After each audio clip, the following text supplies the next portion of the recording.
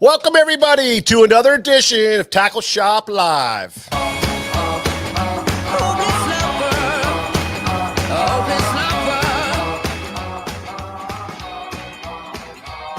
What up, Tim McSee?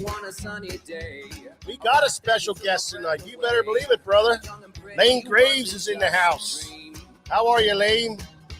Chris Benninger, how are you, Chris? Good to see you, buddy. Bob Donahue, Robert Murray. Hey, Robert. Hope things are going well for you down in Tennessee. It's always good to have you here on the show. Good to see you, buddy. Scott Lockoff, how are you? Jim Saban, how are you doing? YouTube user, what's up, man? Conway, how are you, Conway? Good to see you, buddy. Michael Bradley's in the house. Ed Ranowski, hey, Ed. Joseph Cascarino, how are you, Joe? Grimy Fishing, Mike Hayer. Yeah, buddy. Johnny Knopp, how are you, buddy? You know, John Kopp is a hellacious bass fisherman. He's done it all. He's caught them. He shook them off. He lost them. He's buried them. He did it all. Absolutely. Ray Cruz is here. Paul Batters.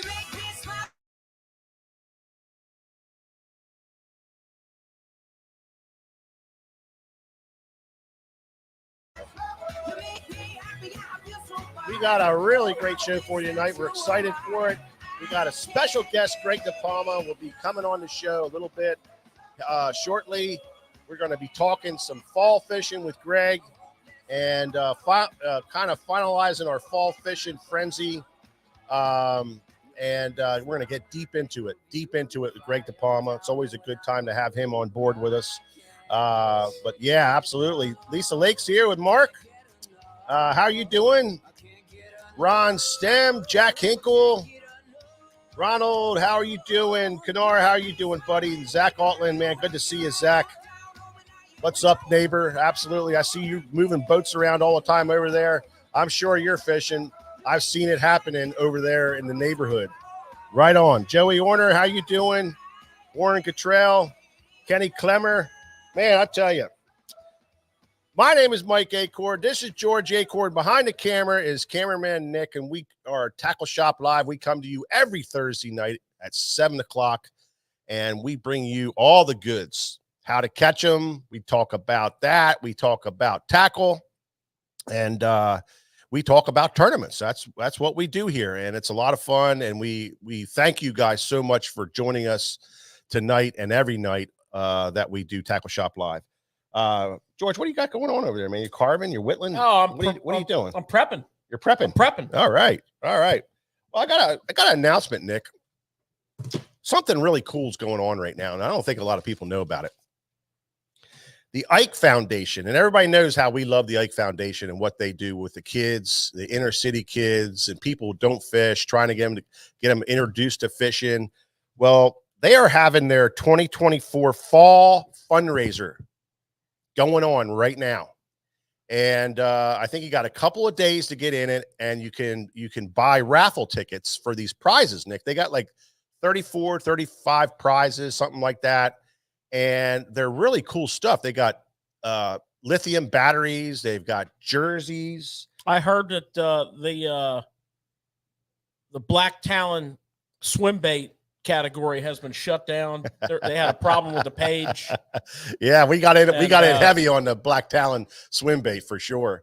They can't accept any more bids on that. So there's really cool stuff like that on there that you can put your raffle ticket in for, and some of them are $10, some of them are a little bit more.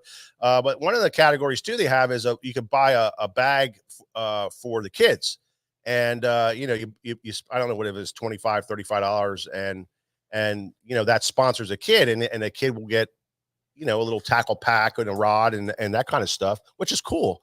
And so you can do that also on there, but there's great prizes. There's jerseys on there. There's guided trips. I put in for a Branson, Missouri out on Table Rock, and I also put in for the one down in Georgia, Lake Lanier, for the big spotted bass George, you gonna let Mike have all this vacation, or No, he's going to come with me. Oh, nice. Oh yeah, I'm in. Because the one gonna down. bring my, if we win the one down in Lanier, it's really good in December. And I'm going to bring my Black Talon glide baits that I win at the auction. Right on. So George and Mike win everything. I went heavy on it. Yeah, I definitely went a little overboard. But but you know what? You said something there, Mike, that I think is really cool. Understated with buying kids like that tackle pack. Mhm. Kids love when they can open up tackle and see it and feel it and use it and see what it does. Well, I saw they had that on there, and I just thought that was so cool. You know, our listeners, Nick, as you know, do so much for the kids. And we do this. You know, if you guys have any extra tackle or stuff laying around the house, you can bring it in, you can give it to us, and then we make sure it gets to the local fishing organizations. We work with 3 or 4 of them, and we give all that tackle to those guys, and then they can get it into those hands of those kids that are trying to get on these high school teams and get involved with fishing. You know how expensive it is. The parents are like, "Oh my God, what? Come on, you're killing me here. You're killing me." So this is a way to kind of alleviate some of that financial stress. And our listeners, you guys, are unbelievable doing that. So I'll throw it out again. If you have some extra stuff, you don't know what to do with it, it's just laying around, that's going to be great for a kid. You can bring it into us, and we will make sure we distribute it to the right people. But get back on this Ike Foundation event that they're doing. It's a 2024 fall fundraiser. You can go to their website, which is theikefoundation.org. That's theikefoundation.org, and you can see it right on the front page. Click on there, and then that'll take you right to it, and you can get in a raffle. And not only are you getting a raffle, but you're funding the Ike Foundation so that they can continue to do the great work that they do over the years, and continue to work with kids that don't know anything about fishing, and they can get them involved, get them out of the house and onto the lake banks and onto the streams and do some fishing. So I thought that was really cool thing that they're doing. So I got involved with that big time. Plus it's fun. I can't wait. Hopefully I win something, you know, that's what I'm hoping for. Yeah. Yeah. You know how that usually goes though. Yeah. And this past weekend was the finalization, George, of the Conowingo Opens down on the Conowingo pool here locally that George and I sponsor, run by Brian Setlock. And it was a championship tournament this weekend. You had to fish 5 of the 7 tournaments to qualify. And George and I, we get involved. We pony up $1,000 cash plus the money they raise throughout the year. And they paid out, I think first place paid out like $2,200. And this year's winner, Nick, I think I can find it here. Let's see. This year's winner, Nick, was Bryce. I always screw up his last name. Melcher and Melcher and Ed K. Bryce Melcher and Ed K. won the event. And man, good for you guys, man. Good for you guys. Congratulations. And they weighed in 14.72 pounds for 5 fish. Plus they got lunker. They had a 359 large or smallie for lunker, and they took all the money home. But second place, great friends of the shop, Charlie Small and Matt Small. Charlie Small has been tournament fishing forever. He's 82, George, did he say? Oh, yeah, at least. Yeah, he's 82 years old. They came in second place, and they had 1385. And they had a 354 lunker. So they were right there knocking on the back door. And third place was, Jason Basta and Ben McCuban. Those guys are hammers. They just catch them, right, George? Yeah, I just like the way you mention everybody's names. Yeah, I'm good with it. I'm a good name mentioner. Huh? It's awesome. Those guys are like, did he say my name? What, you think that's wrong? All right, whatever. But everybody knows. Yeah. That's the way it is. Yeah, it's wonderful. And then Andrew Sense and Hunter House came in fourth place, and they had 11 pounds, nice bag of fish. So congratulations to all you guys who did really well in that tournament, and for everybody who participated in that event. That's a great tournament circuit. They had a great time. They had a great turnout, and the championship went really well. And congratulations to you guys. All right, let's bring on our special guest, and back by popular demand, our friend, our Elite Series angler, and champion of SFT, Greg Dipalma. Greggy, how are you, buddy? GDP's in the house. GDP is in the house. How are you doing, Greg? Mike, if you didn't know my last name, how would you read it? Diploma. I get that a lot. I just wanted to know. I'm with George. I love hearing you say this guy's name. I know some of the guys, and you totally hack him up. That's why I came up with GDP. Perfect. I love it. I'm that's my MO. I botch people's names, and people are used to it now. It's not a problem. It's not a problem. How you doing, Greg? I'm doing good, man. You said fall fishing. My ears are like tingling. What do you got? Yeah. Oh yeah. Well, you're probably. I mean, you have a lot of hair left. You got because you got two little ones running around the house now, and how's that all going? It's going good, minus no sleep. I feel like I'm still fishing the tour right now, to be honest with you. But otherwise, it's the best thing ever. It's been phenomenal. I mean, you got a grandkid now. It's just freaking awesome. Yeah, it's special, and congratulations to you, buddy, for your second one. Thanks. And we're real happy for you. And you're a great dad. You're very hands-on, and we see what you're doing. Keep an eye on you. Yeah. It's great to see you sucking it up, because I'm telling you, next thing you know, Nick, they're getting married. I mean, it's like, next thing you know, they're getting married, and then they're out of the house, and you're wondering what the hell happened to 25 years. It's just gone. I got married at 40, so they got a long ways to go. Well, you do, Greg. So, you gotta love every minute of that. Mm-hmm. I have it. So, are you you're rested up from the tour? You just finished up your season. You wrapped it up. And what do you what's your thoughts? What was your thoughts on your year? And what was the highlights and of your year?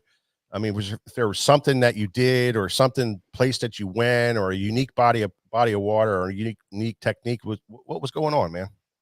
It was a solid year. Again, another solid finish for the year. My first 3 events this year, for some odd reason, unbelievable practices. Things would just change, and I'm usually really good at evolving with what's going on as far as the unfolding. And I just never got ahead of it in the first 3 events, and then I kind of got the wheels back on the bus, and from the 4th event all the way through the whole rest of the season, I caught them really good. Biggest takeaway from the year, gosh, I almost want to say again that the bad events are always the biggest takeaways, because like when you have a real good event, it's almost like, for myself, I don't look back. But when I have a bad event, I look back at what unfolds from the tournament, because I can go watch it. Yeah. And you learn from that the best you can. You take it with a grain of salt for what it's worth. And that's probably the biggest takeaway. I'll tell you what the biggest takeaway is. Now, this isn't the tournament. This is my biggest takeaway from this whole past season. It's the biggest topic ever. It's forward-facing sonar. But I'm going to tell you guys what the main key factor that I have learned from forward-facing. And, people say, oh, man, it's so easy. Go do this, do that. You can catch some more fish doing it. But the biggest takeaway that I have is learning the rotation, when and where not to throw the baits. I'm telling you, like, it's like going down the bank. It's no different. Like, when you make that subtle adjustment on flipping the jig, and all of a sudden you catch them all over again, it ain't no different. Them fish out there are still bass. They're still going to act the same. There's so many times where, like, I feel like I adjust more now than I did before which is crazy, and I can see them. But the best part is now I can see the reaction from the fish. Whether when you get dialed in, let's say it's a minnow bait, when you get dialed in the right minnow bait, you can throw a cast, and if it's the actual, like, I mean, it's perfect. That thing hits the water, and that fish is already looking at it. But if the color is off, the size is off, the weight is off, they're the adjustments I'm talking about. That's my biggest takeaway from this year is really trying to dial in my adjustments. And I think the guys that are really good on tour kind of have a really good rotation figured out. And that's the biggest thing that I could say you need to figure out forward facing as it evolves in all of us. Wow, that's interesting. Yep. The forward facing thing, controversial as it is, everybody's talking all kinds of different directions with it. They did make a change for the 2025 season. What's your take on that? I think Bassmaster honestly did the best possible thing they could do. I'm not a real big fan of banning technology, no matter what it is. I do think that there needed to be limitations.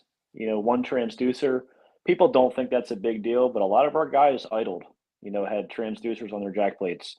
It's going to take away covering a lot of water by only having one. I think Bassmaster did the best move possible, honestly. Would I be okay if they took it away altogether? Yeah, I mean, that's how I fish normally. That's how I grew up fishing with that one. But again, it just opens up a whole nother spectrum. I don't know how, we hear so much stuff. You guys can kind of comment on this. Do you see an impact on your bait sales? Are you guys seeing any issues with that? Yeah, it's funny because I hear that across across our groups of tackle shops and reps and manufacturers that, they're saying, oh man, the crankbait sales are way down. This is way down. It's all minnow baits now. Well, I think where we're at in the Northeast, it's not that, you know what I mean? We have a lot of different fisheries that the crankbait's still a big deal, and we sell a lot of crankbaits and stuff. So we're not, would you say that, George? Yeah. I mean, they're down. Crankbait sales are definitely down, but they're not way down. Yeah. There's still a lot of people who are fishing without forward-facing sonar. Yeah. And a lot of people who are still fishing shallow. But yeah, crankbait sales are definitely down. In this part of the world, like Mike says, the Northeast, it's not as dramatic as it is in other parts of the country, but I'm sure other categories are up enough to offset it. For sure. Yeah. And I think as we all progress with forward facing, I think you're going to start seeing a lot more patterns play into it where them kind of baits are going to actually pick up a little more than normal. The people that complain about the marketing side of it, that, whether they have a bait sponsor, they have a certain bait that is their signature series, all they got to do is pick it up and use it on forward facing center. It's no different. I can go out there and flip a jig like I do down the bank, but I do it in 20 feet of water. They still bite it the same way. Yeah. It just might take a little more time to get to that. Yeah. Yeah. I definitely agree with you there. One of our listeners is wondering, Greg, what tournament are you looking forward to most in 2025? I'll be totally honest with you. I haven't even thought about 2025 at all. I couldn't even tell you the dates on the schedule.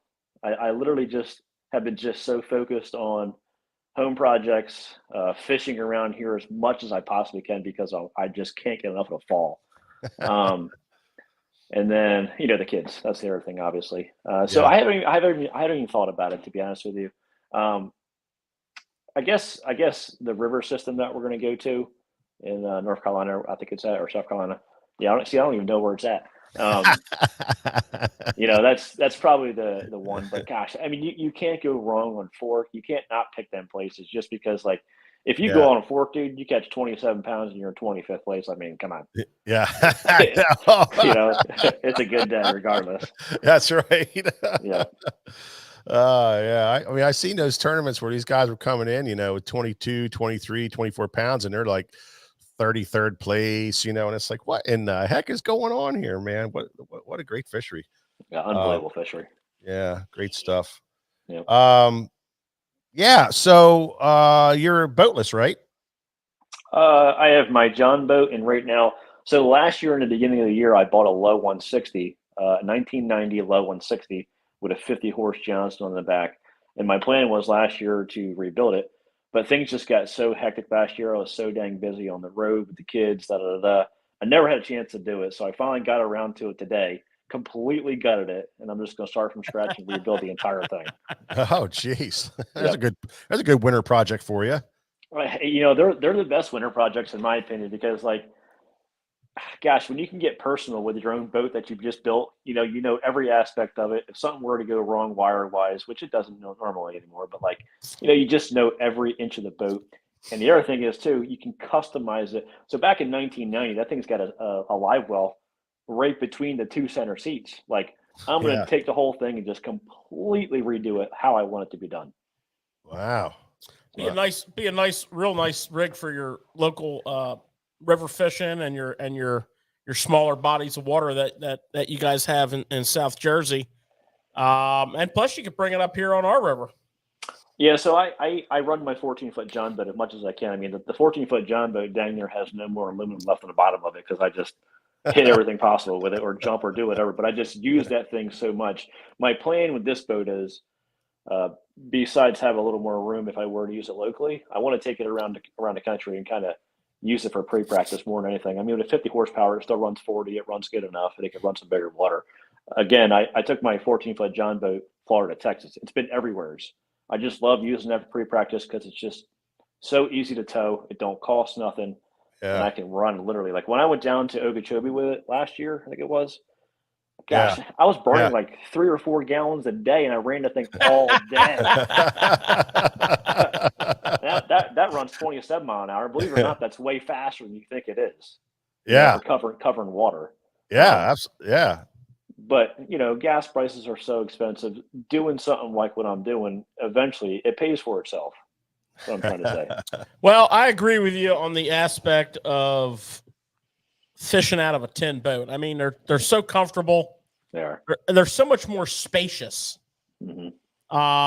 Because you're not like you don't have all the stuff that makes glass boats so impressive with all the hatches and cool little steps and hidden this and big giant gas tank. All that is now converted to open floor planes. Yeah, you can just move around. Yeah, not only that, George, but he doesn't have to put the yes, you can stop your construction on the outrigger program on the 14-footer for when me and George come down. I know you had the outriggers with the extra flotation stuff in there. That's right. You don't have to worry about that now. You get this one going, we can jump in right on the same boat. Yeah. Yeah, I like we want to boat all that stuff on there.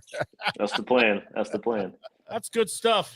Yeah, really Michael Sims is joining us, and he says it's a fun boat to net out of too. No doubt. I just replaced the live well pump on it because me and Sims, we have wore that thing out, dude, with the live well pump running nonstop. Yeah. It sounds like you might be backboating them a little bit there by that comment there. I don't leave much behind. Let's just put it that way. That's all right. Every team needs a good net man, right, Nick? Hey, I know somebody that's really good. That's right. Yeah, That's right. That guy is an exceptional fisherman, to say the least. And anybody on the water that I have learned something from, Mike is number one, and he knows it hands down. I mean, Mike taught me so much at the beginning. It's kind of like my friendship with you two. Gosh, the whole tackle side of all this stuff, as far as business goes, I owe it all to you guys. I learned so much from you two. And that's who Mike Sims is for me on the water. So, nice. Nice. That's good to have somebody like that. Watch out. You're going to have him tearing up here in a minute. Nah, he knows it. All right. Well, Greg, you know what we're going to do right now? Hit a button. What do you want to do, George? You want to jump right into some it sounded to me like you had a direct course of action. Well, I was kind of but then you deferred. Well, I don't know because I know how I would like to roll. Yeah, I would like to do some tackle talk. Yeah, and now I have 3 people I can get opinions from. Yeah, that's kind of what I was thinking. Greg, we love talking tackle. here on So do I. So do I. Tackle Shop Live. I mean, we're like you, we're tackle junkies, and you're a tweaker. You know, you tweak. You're like the number one tweaker that I've ever seen. So what we're going to do is we're going to jump into tackle talk here, and we're going to go over some stuff, and we're going to get your opinion on some of this stuff. But we like to call this section Tackle Talk.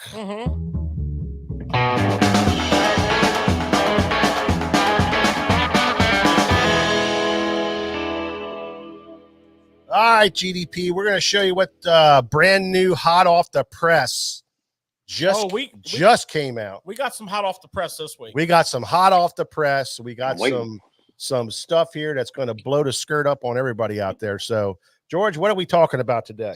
Well, I got a couple things, but when we were down at ICAST, Nick and I found the showstopper of all showstoppers, and I mean, that was it. We could have left. We could have left before the show started. We went down to On the Water event. We could have just mailed it in from there. But yeah, I'm talking about the chatterbait, tungsten chatterbait Evo. Oh man, okay, we so long awaited for these things. Tungsten head. Awesome. All right. So you know what the tungsten flipping weight and worm weight did for you. You know what the tungsten drop shot weight did for you. I mean, now take that same exact concept to your chatterbait. Yeah.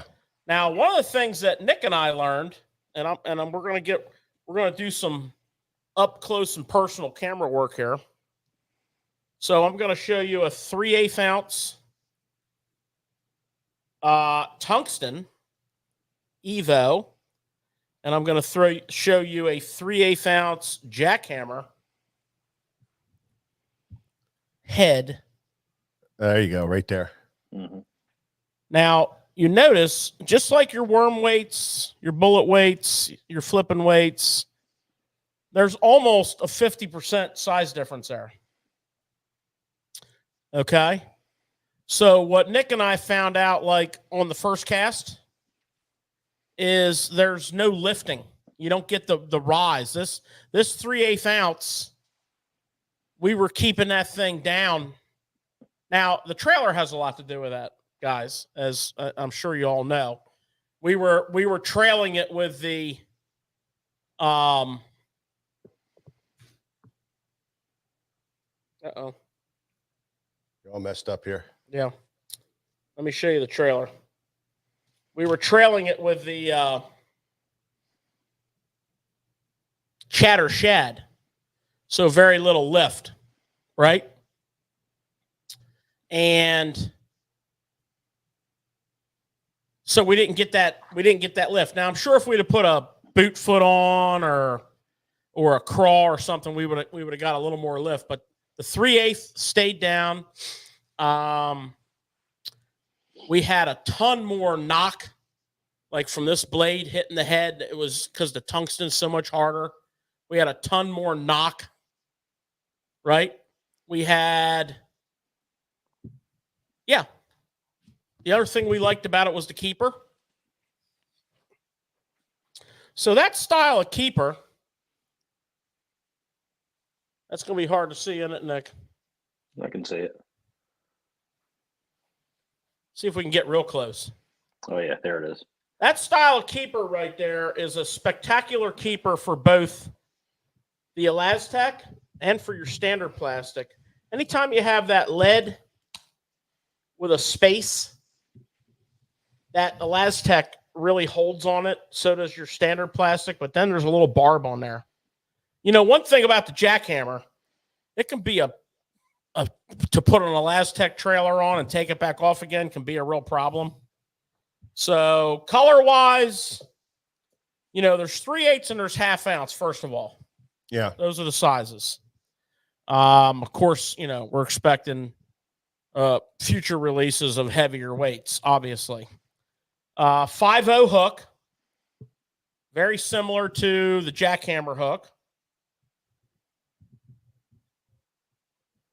I would say it's not Gamakatsu, but it's whoever made it like a Gamakatsu. Beast of a hook.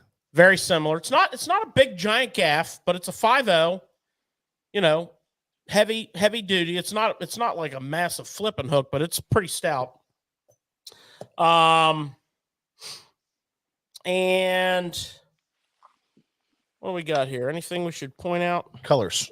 Show some of those colors Oh, there. there's a bunch of cool colors. So you have all your standards, you know, your green pumpkin, you know, with the green pumpkin blade, right? But here's one that I took to immediately, called Electric Shad. So you have a silver metallic blade. That's right up your alley there, Greg. That's nice. You got the Electric Shad skirt, and I put the Electric Shad Chatter Shad on there, 4.5 inch. That Chatter Shad's new for this year too, right, George? Yep. And then we have this one right here. I thought was pretty bad to the bone. Glitter Bomb. Has a little chartreuse on the top. Glitter Bomb. You know, in the fall we like the shad colors, right? And then of course the copper blade option. There's a couple copper blade options. You know, the copper is tricky. One of the things we learned on the river here with one of our pro staff guys, who's an expert spinnerbait fisherman, super low, super clear, super sunny day, copper blades excel. We learned that. Yeah. We always liked them in like tannic water, like a tannic colored water. So that's a bluegill pattern, and it's called bluegill. It's called bluegill there, Greg. Got it. And then the other one I picked out was Bama Bream, which you know is coming in a lot of the bait fish models. You know, imitating a lot of bait fish. What do you think, Greg? Well, number one, it's a phenomenal, not that one, but a chatterbait's a phenomenal fall bait, number one. Number two, I would say with the smaller head, one thing about a chatterbait, if you're in thicker grass, say milfoil, hydrilla, the smaller head's going to help you come through. And the other thing is too, with a smaller head, it should give you more body action because the bigger head would basically give you more friction. So the smaller head should allow the body to wiggle better. Yeah, we noticed a lot of all the above when we were running it. We haven't fished them since they came in the shop, but down in Florida we were I wouldn't call them fishing them. We were in a pond, but we were winding the hell out of them, trying all different, burning it, slow rolling it, yo-yoing it, instant blade, yo-yo retrieve, instant blade engagement, slow roll it, thump, thump, thump, thump, thump, burn it, almost like a rattle trap. Like I said, very little lift with that head size difference.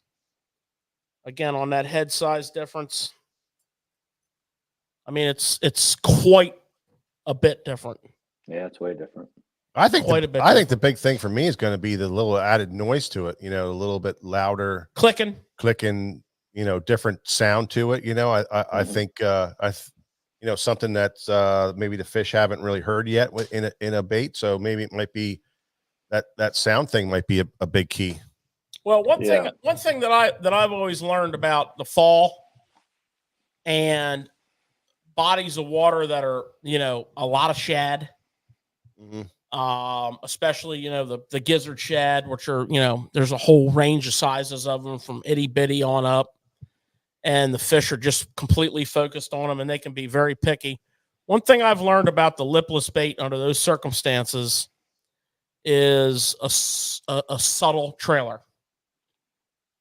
A subtle trailer from a skinny little swim bait trailer, like a little, not a big bulky trailer, but like just a little skinny boot foot trailer to, the straight tail style of trailer, like the Zako. And I think that's where this chatter shad's going to come in. So we have two sizes of this chatter shad, right? So I have one rigged up here on a Mini Max. So we have a 3.5 inch on the Mini Max. Okay. And then we have the 4.5 inch on the Tungsten Evo. How's that shot, Nick? Hold it up just a little bit more.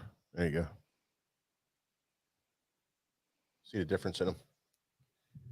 So you have a subtle trailer, which I think is so important when the water's clear and they're focused on that bait fish. And you know the scenario, you're out there and these fish are blowing up all around you. Pop, pop, pop. And you're wanting to chase them. But as soon as you go over there, they blow up where you just were. That's telling you there's fish everywhere.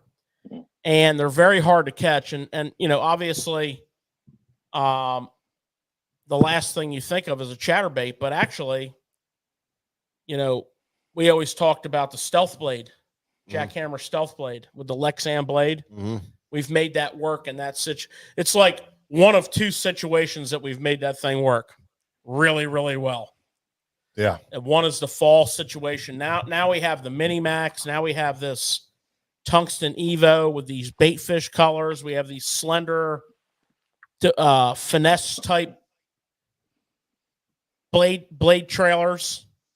This chatter shad is just, and they're Elastec.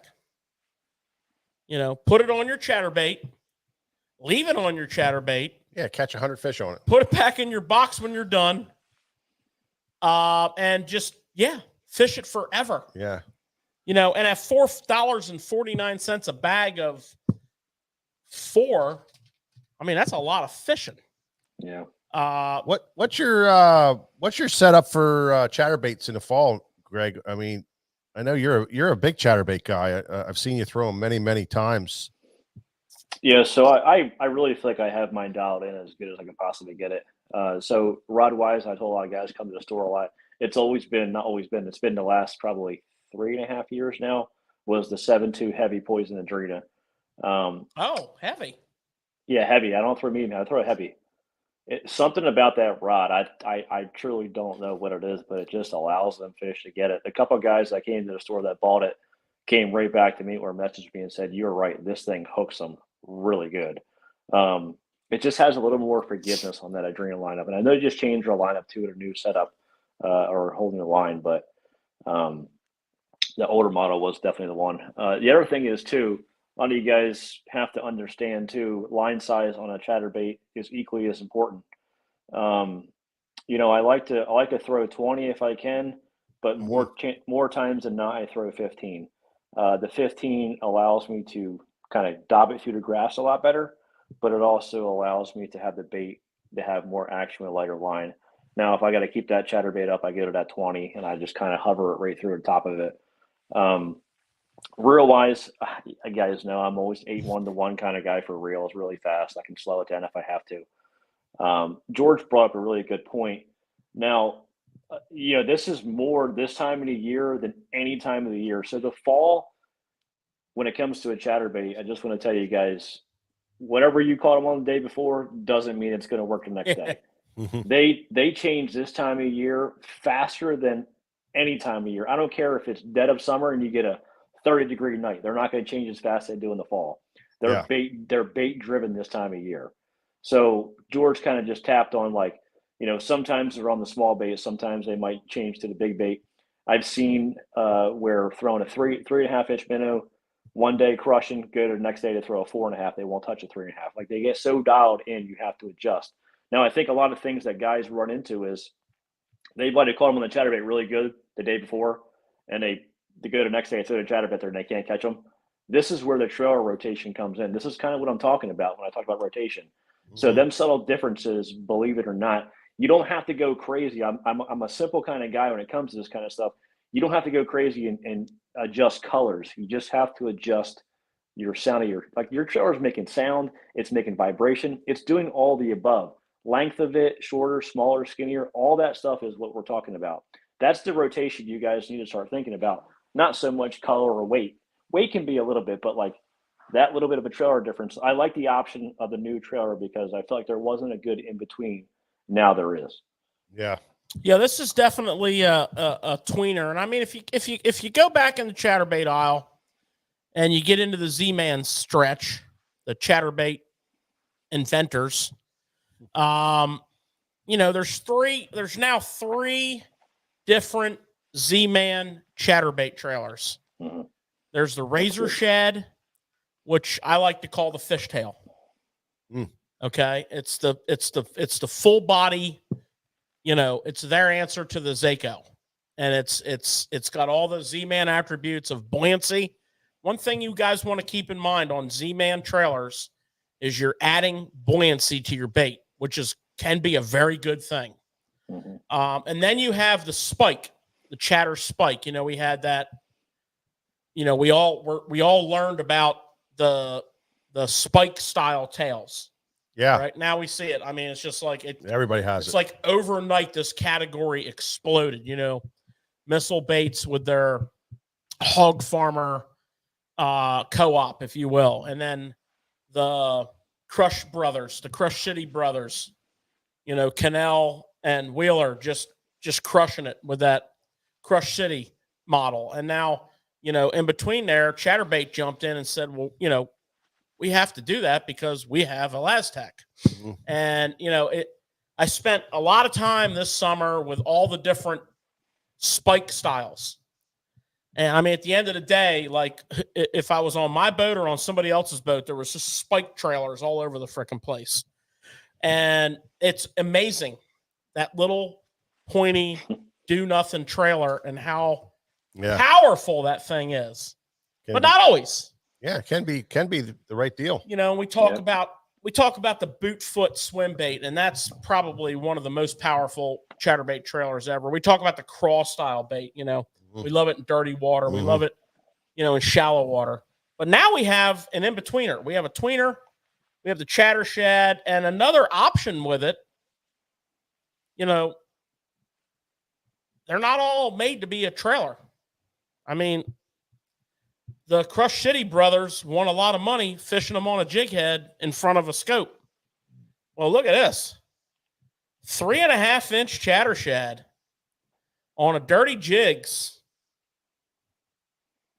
Underspin, finesse. Nice. I like that. Now you gotta answer to that little miserable gizzard shad size that the only thing that fish will chase. And you can tight line this thing. You can do whatever you want to do with it. Yeah. We got a question here from one of our Did you get that, Greg? Our listeners, Greg. It's saying, our river's real super low right now. It's really clear. Is a chatterbait something that plays in low clear water? Is something that 100%.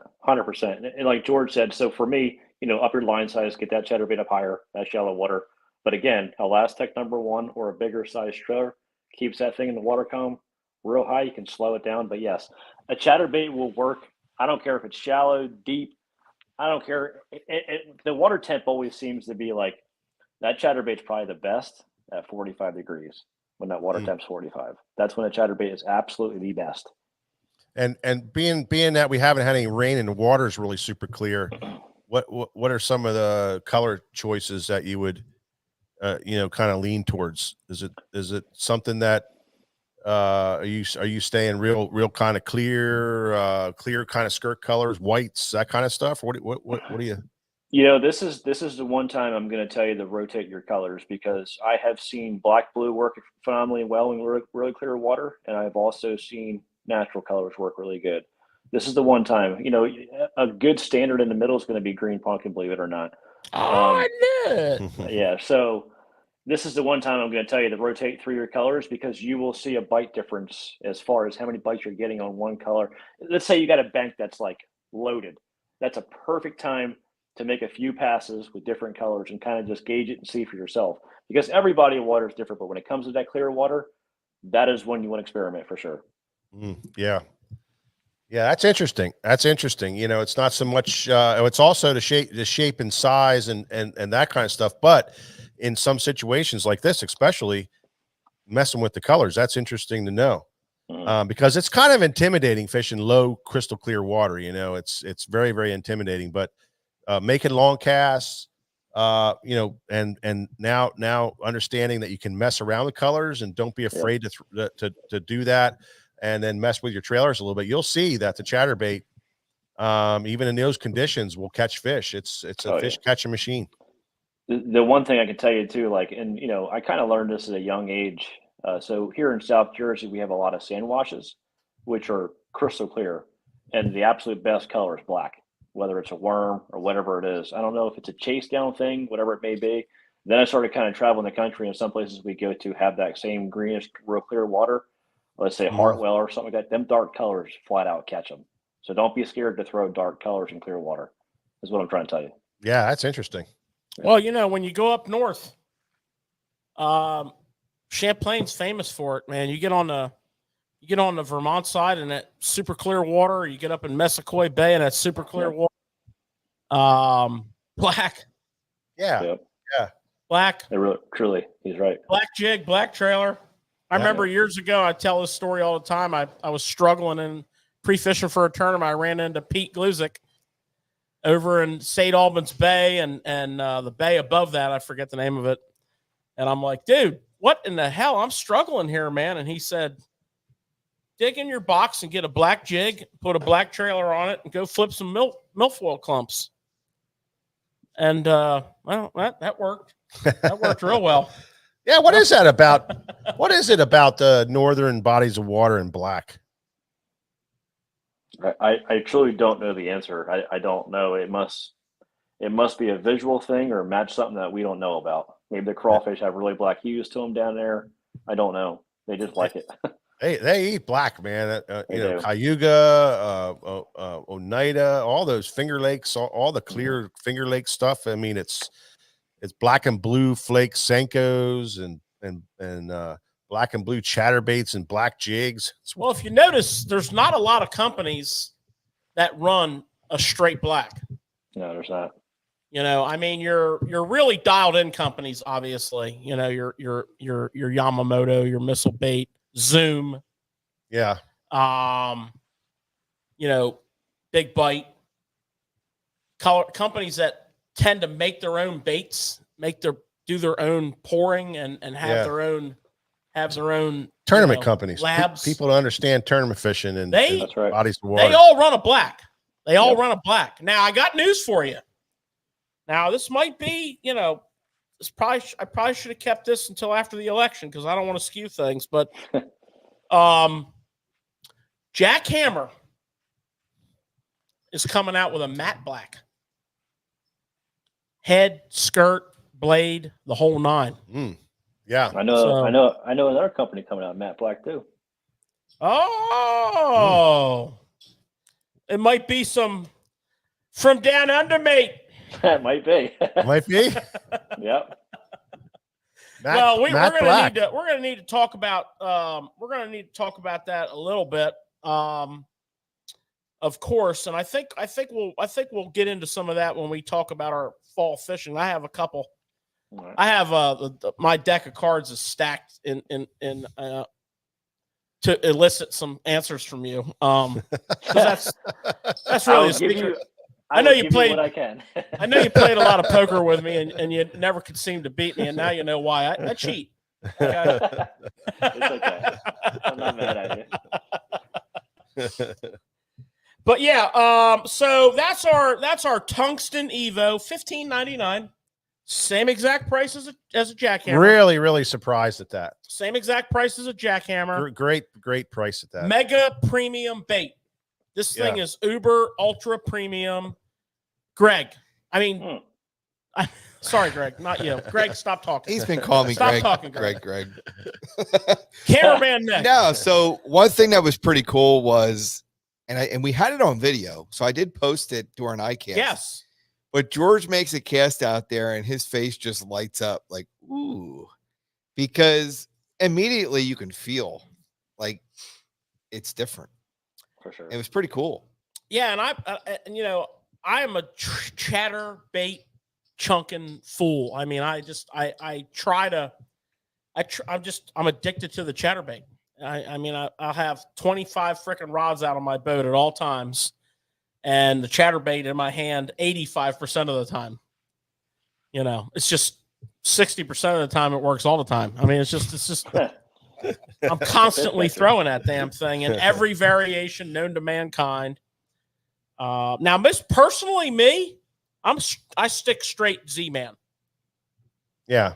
You know, the Evo, the Jackhammer, Mini Max, the Mini Max, and I don't throw that as much as I should. They have another old school pro model. I can't think of the name of it. I like their product. But this tungsten one now, yeah, this is getting its own box. You know the beauty of this, Greg. Mm. You can jump on sfttackle.com right now and order them up. You can get yourself squared away there, buddy. Hell yeah. You could do that while you're holding your kid right on your phone. I'll be doing it. I haven't tried it yet, but I will be using them this winter through the next year for sure. 100%. Because right now, if you open my chatterbait box, it's just jackhammers across the board. So to have a little more option would be great for me. Again, like George has said, I'm going to separate mine to a different box just because. Yeah. Now, I am going to tell you this much. The back of them is labeled up with a TG. The back of the head where they write the weight, they write the weight, it says TG, so you won't mix them. And I am going to tell you this also. So we all know there's a problem with the green pumpkin and black blades in Jackhammer. You know, and that's not a Z-Man problem because they don't make the baits. The blades. You know, no, the baits. Oh, the baits, right. They don't make the baits. Right. So, you know, they're definitely there's a you know, the Evo and this tungsten Evo is like their solution to that. Because I noticed with last year's Evos, the dark blades didn't chip out. That's good. Right.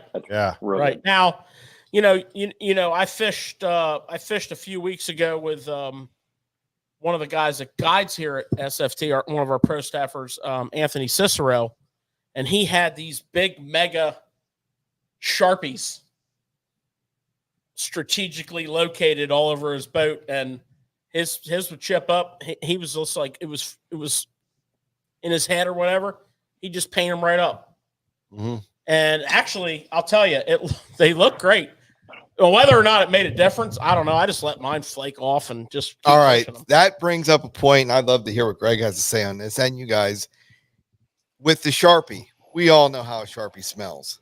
Yeah. Are you all right with that? You asking me? Yeah. Yeah. So I mentioned this, I think, either in a seminar at the store. So probably back in 2018 or 17, David Dudley showed me a trick. You take a torch on your chatterbait. So he was doing it because he wanted to make his blades black. So back then there was no paint on there, just either gold or silver. So he'd take a silver blade and he would torch it, and it turns it black on the outside.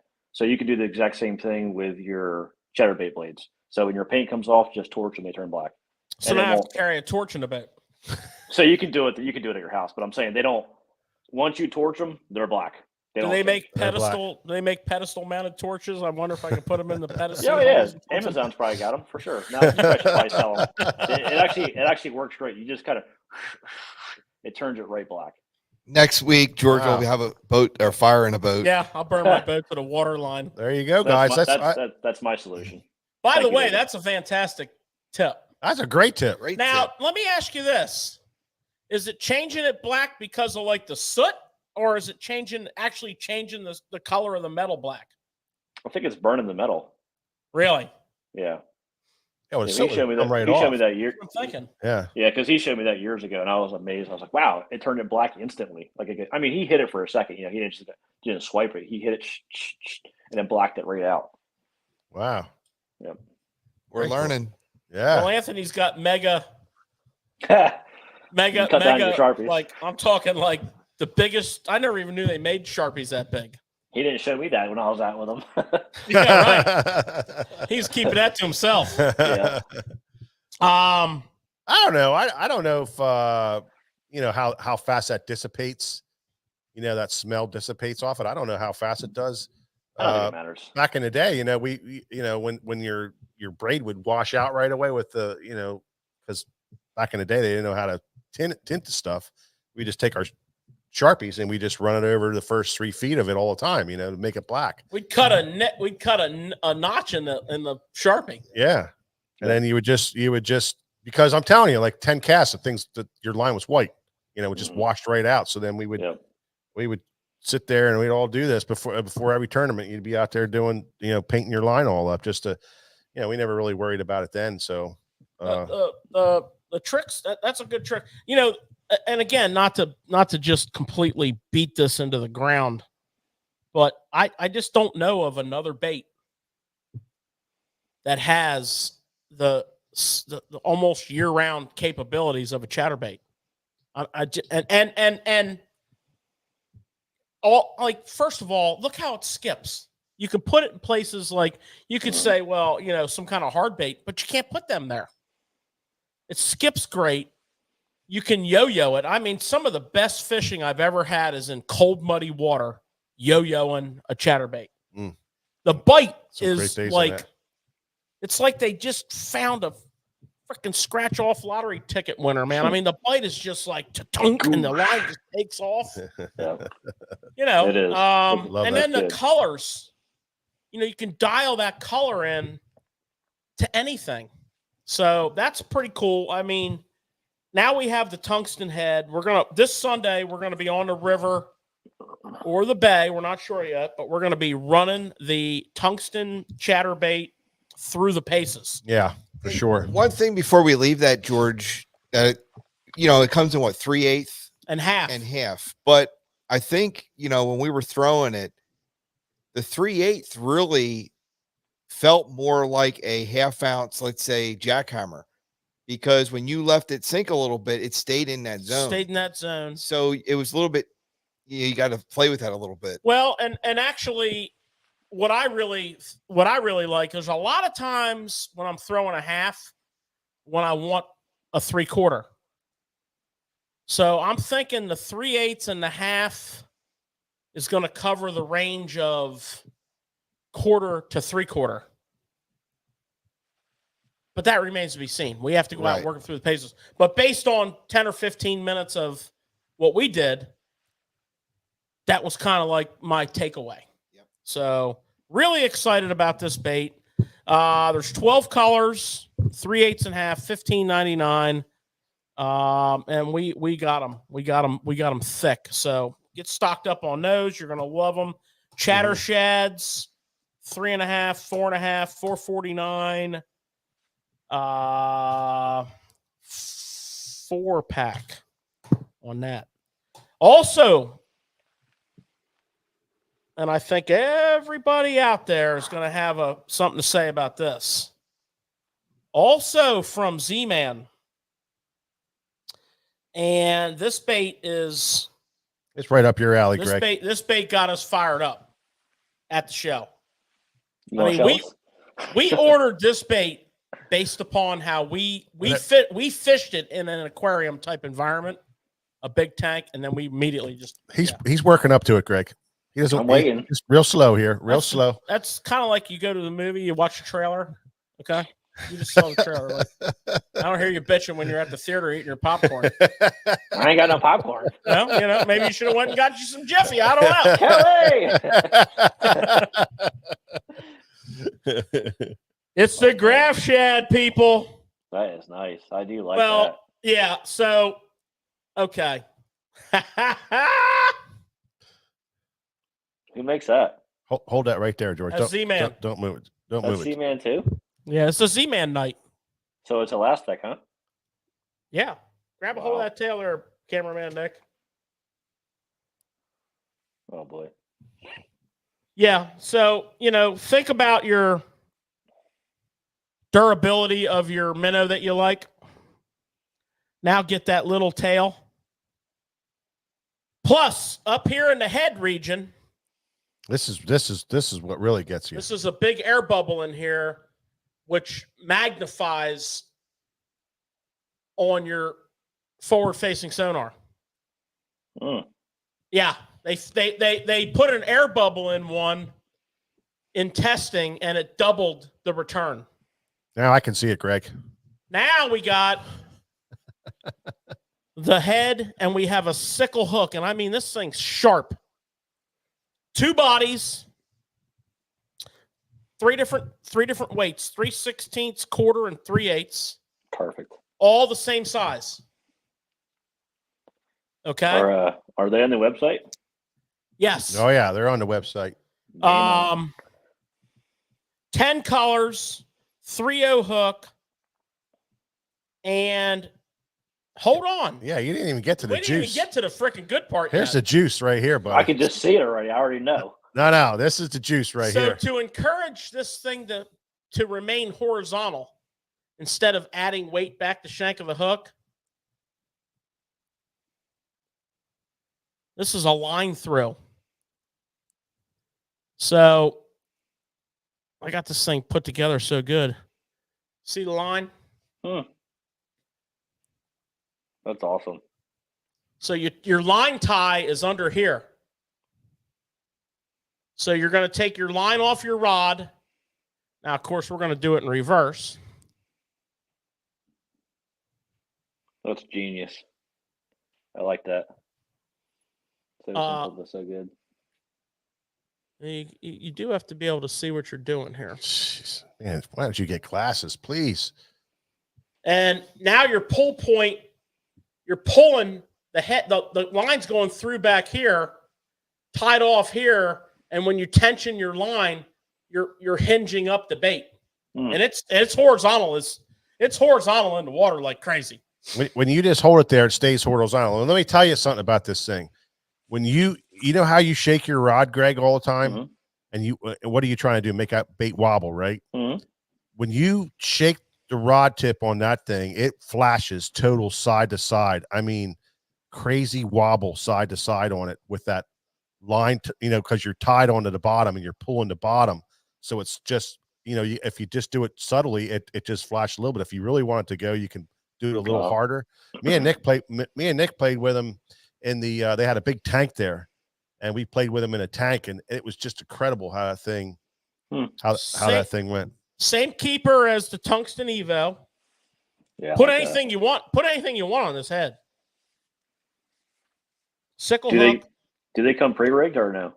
They come one rigged up, and then you get a spare body for I think they're $6.99. I didn't check the price. And they're already molded with the hook in it. I mean, with the hole in it to where you bring your hook out. Perfect. So every time you rig it, it's perfect. Dummy proof. I like it. Just got a great shape to it. I think the size is cool, and that wobble, man, just got me crazy. This thing's going to be big. And like George said, no matter what size you use, they're all the same size. Yeah. Yeah. This thing's going to be big. This is going to be a big.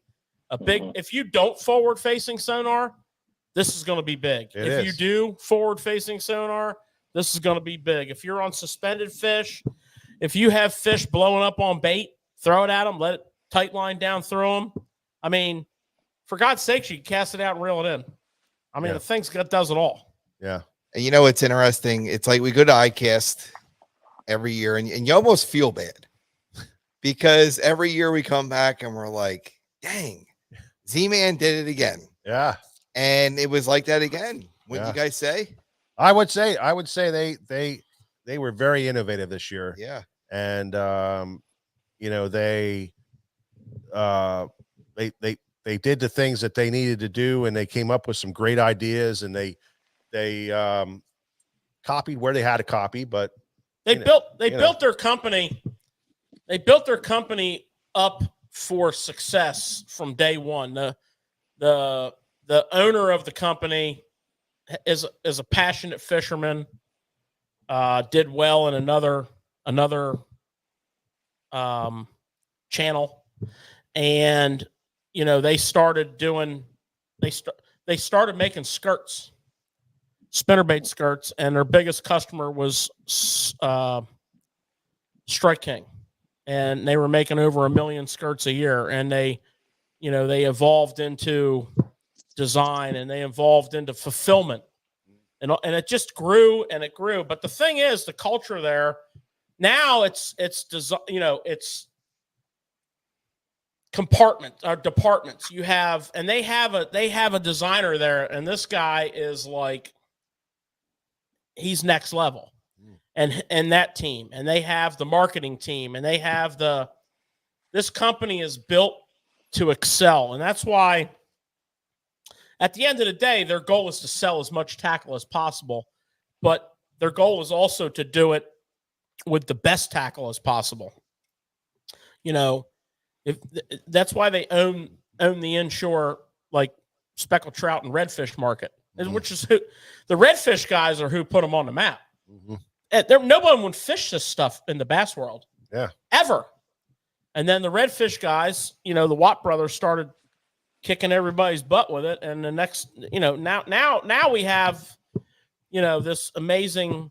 And when we looked at the graph shad, the cool thing about the story of this bait for SFT is when we looked at this bait, we thought, man, this thing is amazing profile. It's an awesome bait. Everything that you expect from Z-Man, but we already have 49 different minnow baits, 29 different jig heads, and all good stuff. All good stuff. And then we put this in the water. Yeah. And we're like, okay, it's totally different. We'll have all, please, all of them. Just start sending them. It is, and that's why I said they filled a niche, and they did it totally different, and it does something totally different in water. So it's something that you can add to your arsenal. And like George said, it's not just a forward facing; it's for everything.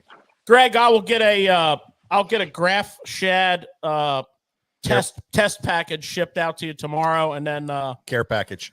I feel bad for all those little South Jersey lakes. Me too.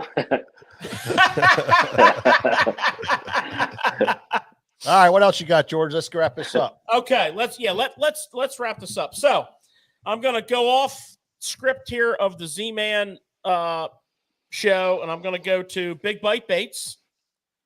And scent in fishing has been a big deal since scent started. Yeah. And we've had, countless discussions on scent, scented plastics. Obviously, Power Bait created the whole thing, and that's legit. You can't take anything away from Berkeley on that. No. And their guy John Prock now, and his Power Bait, and his Gulp, and his Max Scent, and all the other brands out there that have done something that they feel strongly about. Well, Big Bite Baits, who is a big deal. Big Bite Baits is a big deal.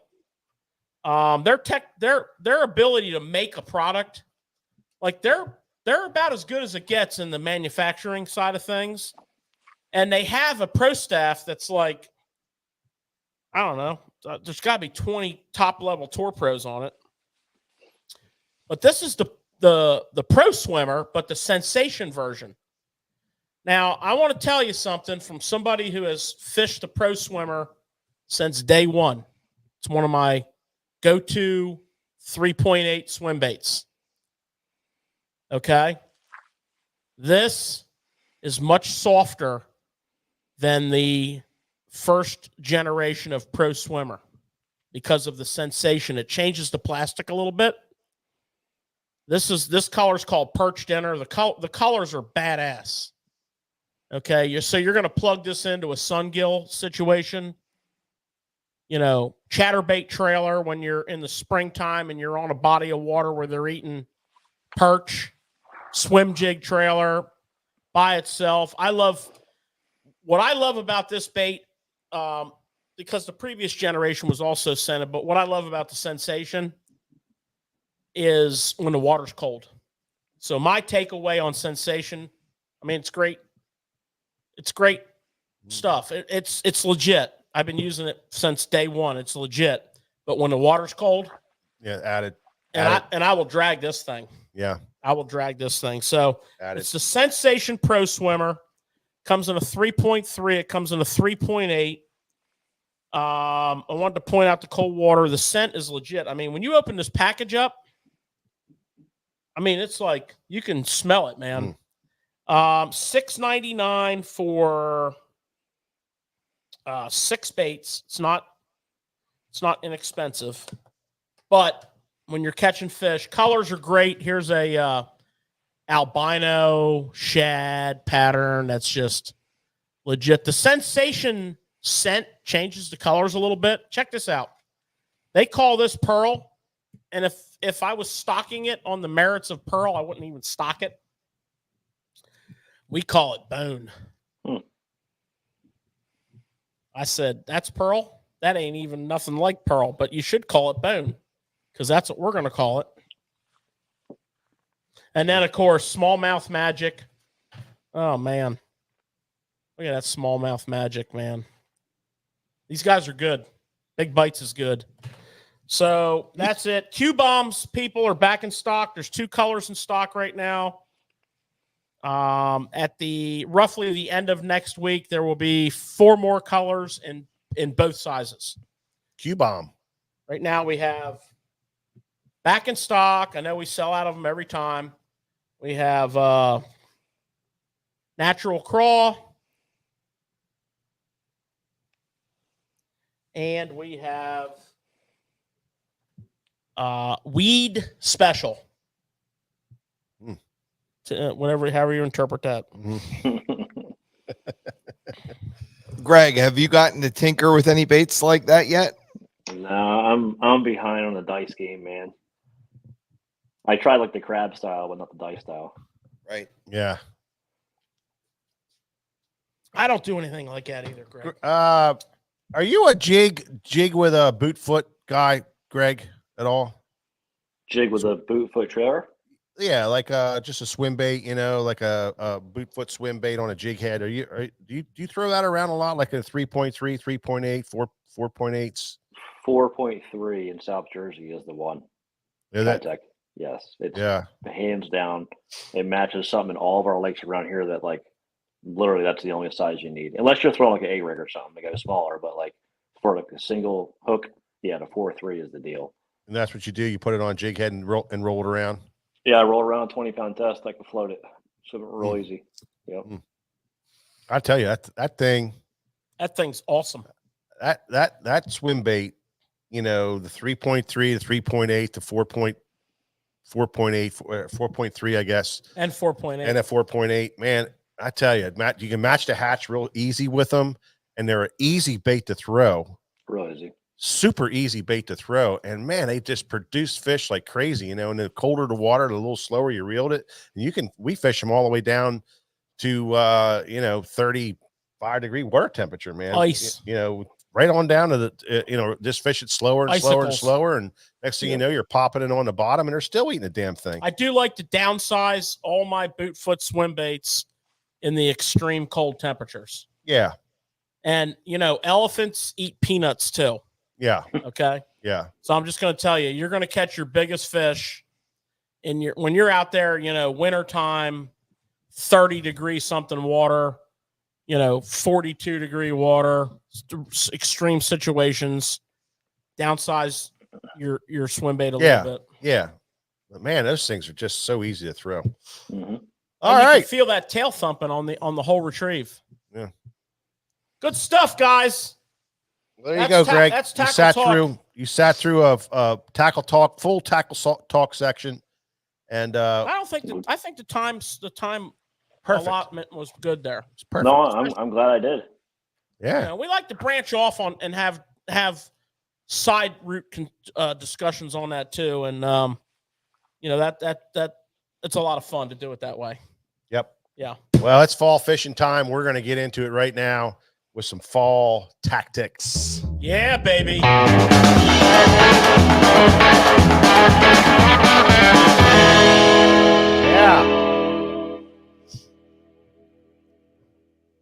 I don't know about you, Greg, but this is my favorite time of the year to fish. Fall into early winter, man, so exciting, unbelievable. And we have been the last 3 weeks have really been kind of talking fall fishing and last 3 shows, yeah. Yeah, our last 3 shows really kind of diving into the fall bite and what's going on in the fall bite, and we wanted to continue that along, and no better way to do that than with an Elite Series Pro, Greg Dipalma, to bring some of his insight in. So, well, and I did a little survey around the country today, called my peeps, because I wanted to get a feel for where we're at in fall. Now, right here in the Pennsylvania region, we're in the 62 to 65 degree water range. We'll probably dip a little bit tonight. But what happens is you'll get a little bounce back during the day. And many years ago, Ken Penrod once told me, check your water temperature first thing in the morning every day. And, it's consistent. It might not be what the water temperature actually is because it's going to warm up during the day, but you can tell the trend. So I called around the country. It turns out that when you get up in the Finger Lake region, okay, you're anywhere from 52 to 58. Okay. Here in this region, you're 62 to 65. Now, Greg and Mike Sims, they live in Millville. It's probably still 80 degree top water temperature, so we won't ask them.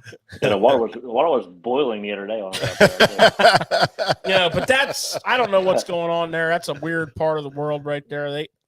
Mike and I went down and fished in December, and it was like 70 degree water. I don't know. it was crazy. It was crazy. What do you got around the house there, GDP? It's like 68. Okay, so you must have had some snowstorms or something to bring it down like that. Yeah, we had a blizzard the other day. Very rare, very rare. So I checked to the south of us, in South Carolina. Freaking water temperature's like 77 degrees, 75 degrees. But they're like, yeah, we're on a fall pattern for sure. It's relative. It's all relative. Exactly. Yeah. Thank you. It's relative to where you live, right? If you had 33 degree, 34 degree water in Alabama, all of the bass would die. If you have 33 degree water here in Pennsylvania and there's no ice on it and we have stable weather, we're going to catch about 60 of them. Mm-hmm. So it's just relative to where you live is the point of my survey that I took today, just to bring that to light. So having said that, what's your take on what we'll call the beginning of fall, Greg? I can tell you exactly what it is. So around here, especially Upper Bay, South Jersey, anywhere in this area. So I can tell you from a lot of experience over the years that the fall bite begins usually in the kind of like the first or second week of August. That's when it actually starts to happen around here, because that's when you're kind of having the changes with the nitrogen getting a little bit shorter. As soon as them fish feel that, man, I can guarantee you can get any of these lakes and they're already corralling shad, or the Upper Bay for that matter. The Upper Bay, when I was guiding out there a lot back in 16 and 17, that middle of August is when they would corral baits in the southwest side of the flat a lot. And I could just always see it happen. And they'd push them fish up into a foot of water and they would just be gorging them. It wasn't a lot of fish doing it, but the ones that were doing it were the right ones. And it's the same exact thing here. I won a tournament here in the middle of August. The fish were already on the bait. It was already going down. And most people don't even think to look for it yet. I'd like to add to that. And this year was a perfect example. Mm-hmm. So the length of day starts it, as well as a little bit of a temperature change, but length of day really starts it. And that's for sure. This year, to Greg's point, it's warmer than normal. But my point is, once it starts, it doesn't unstart. It might not accelerate as fast as other years, but they've been in a fall pattern since roughly the middle of August, as Greg is saying. And, I know I've seen it in my fishing where, I do a lot of smallmouth fishing, and you're all of a sudden, as actually was the September for us, but all of a sudden you're fighting one and there's 6 with it. and you hadn't seen that at all. So, that's schooling behavior. That's a telltale sign. Even though the weather's like, you're the end of September and you're launching the boat in the dark in shorts and a t-shirt. Yep. You might not want to call that fall, but it is. Here's another thing too. So I think a lot of people struggle with the fall funk a lot, and typically that fall funk is September around here, whether it might be down south, October, whatever it may be. Mhm. Here's what typically happens, and now that we can see them, I'm going to tell you that all the stuff that I believe for all these years kind of is true. So these fish that get on the bait or get offshore before the mass majority do. So when you have that cold dip, what it usually does coming out of warm water or warm seas, when you have that cold dip, it activates is what it does. And when I say activates, it gets the fish off the bottom, it gets them actively feeding on the bait. So during that fall funk, the reason why you have a lot of fall funk, not only because of the turnover, is because you have spikes in temperature where you might have 78 all week and all of a sudden you have a day that's 85 or 86. And then spikes, what it actually does, it puts a lot of them fish the opposite. So when you have that cold dip, you get the activity. When you have the warming trend, it does the opposite. The fish don't generally leave the bait area. They just literally glue to the bottom and they just lay on the bottom, or B, go to the contour they can set up on, where kind of if you have current, they can kind of just mosey to an area and just sit there, and the current brings the fish to them or the bait to them more or less. But I've seen now so many times, there's been a lot of times before, way before electronics, where I figured this out and I would just have an absolute ball on them first colder days. And then all of a sudden I wouldn't be able to. And it was all I really had to do in them areas was make an adjustment, because the fish were still there. They were just literally laying on the bottom of the same school, the same pack they were in. It's no different. Have you noticed them react quickly to a wind current? Yes, for sure. This time of the year. Yeah. So I will tell you this. I'll give away a little goodie secret here. So this time of year, I would say more than any time of year. So the fall funk kind of transition. So when you have a windy day in the mix, and typically this time of year, if you get a windy day 9 times out of 10, it's more or less going to be a north wind a lot of times. So when you have them days, if there's any kind of active cover around, let's say a brush pile, a log, a stump, whatever it may be, and it's in that general zone that they were kind of setting at, whether chasing bait or on the contour, it's like a magnet. They go right to the hard cover. It's pretty wild. And then windy days, I think it's just an ambush thing, kind of like I explained with the contours. If they have a cold day, they get above the contours that actually feed, they get on top. But on them days where it's real windy, they literally just set up. I've seen areas where there's 20 or 30 on one brush pile around here. I mean, it's ridiculous. Because that water's pushing. Yeah, now with the wind current, it makes them push, and it just makes them set up really, really good. And it's again, if you have something that's blocking current, it's not only going to draw the bass there, because you know why it's drawing the bass there? Because the bait fish is going to do the exact same thing, get behind it. Mhm. It's no different. And the bass just know all this stuff. So what I'm trying to tell you is, during the fall funk especially, these fish gravitate to cover really good during the windy days, better than the summertime. Yes. And wood being the key cover. Well, anything down there, it could be rock, anything they can get behind during the windy days for the current. Yeah, it's interesting. I noticed in river fishing over the years, in that funky September time, even though some of the fish are showing a little bit of that fall schooling, let's just assume that some of them are starting, even though the weather's not indicating fall. And that bite can be stingy, even on a river. My adjustment for that has always been to go to areas that are accelerating the current. So we might have a really light, mild current because of a low flow. But if you go to where the width of the water is cut way down, it's going to accelerate. For sure. And then if you go to where it gets real shallow, it's going to double accelerate.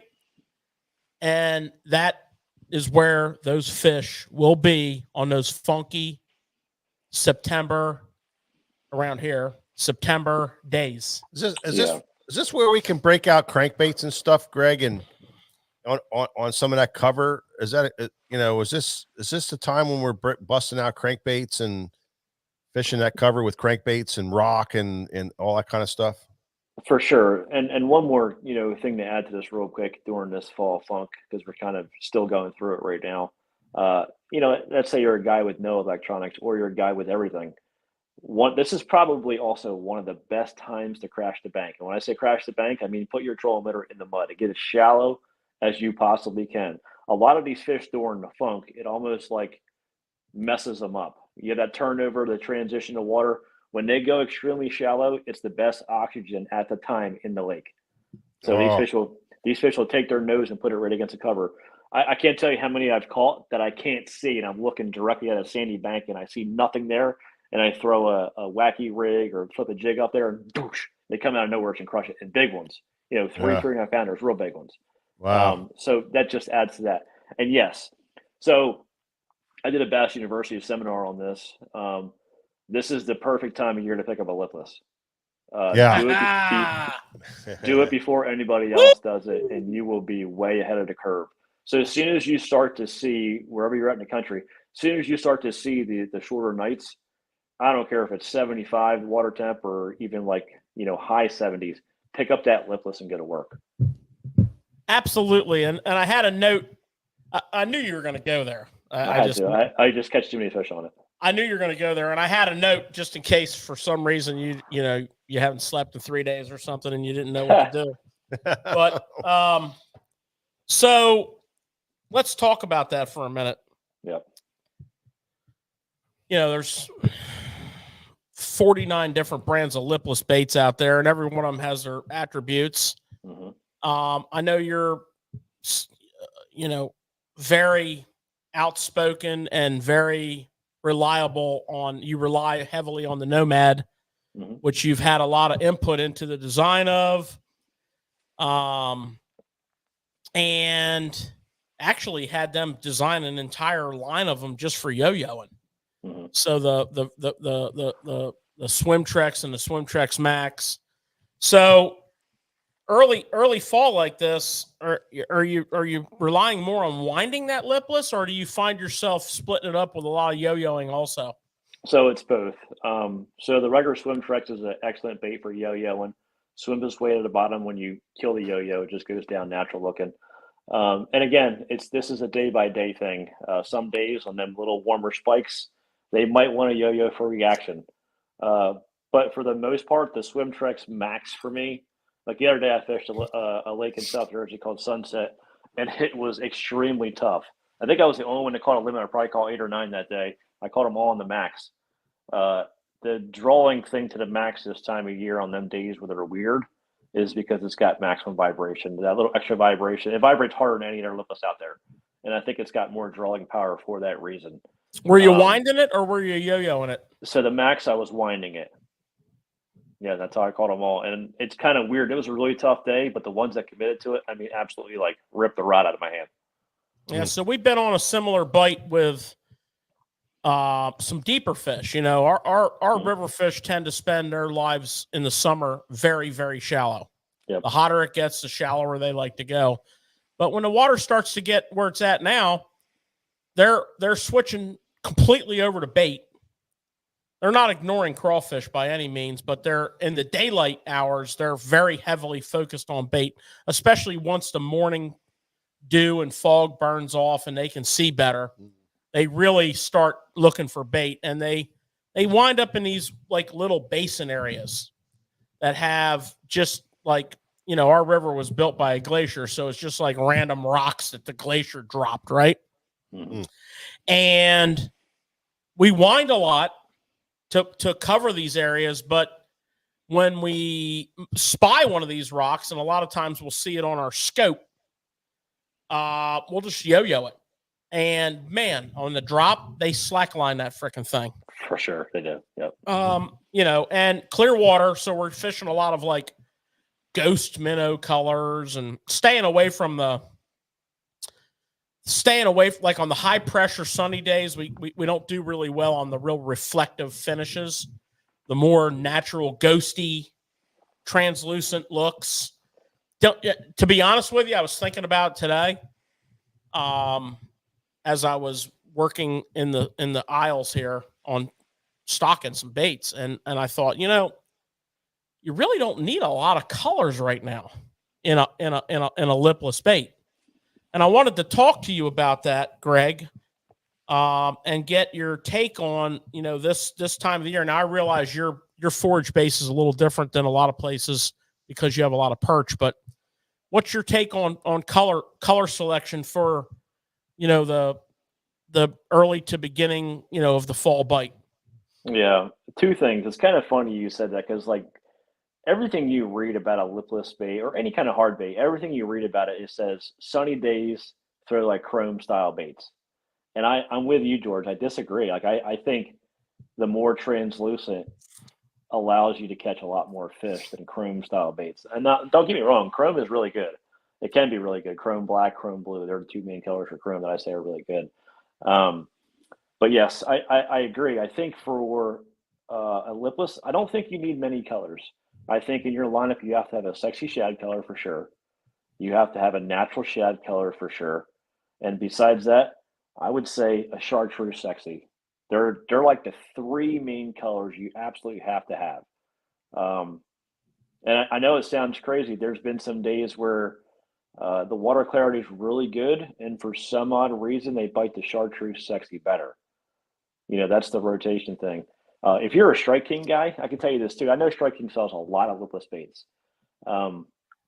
If you were to take three of the exact same baits from Strike King and line them up, let's say you took all three half-ounce lipless style baits, the same color, the same weight, same everything.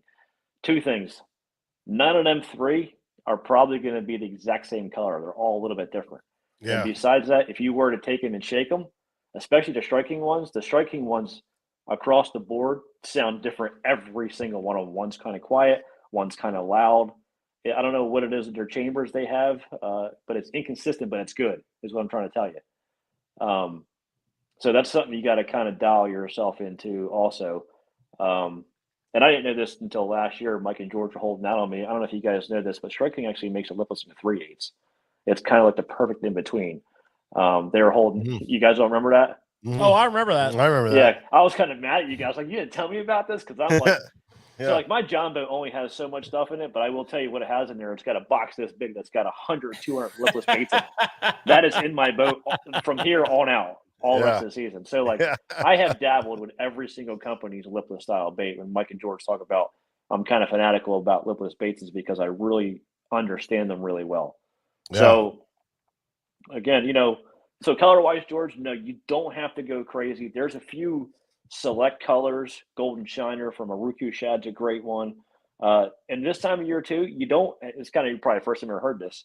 You don't want to rule out red this time of year either. Wow, I almost just got done saying we don't need red this time of the year. No, like red comes back into play again this time of year. Not as well as it does in February and March, but it does come back into play where there's been some weird days where like I can't get them on sexy and I go to red crawl and I catch them again.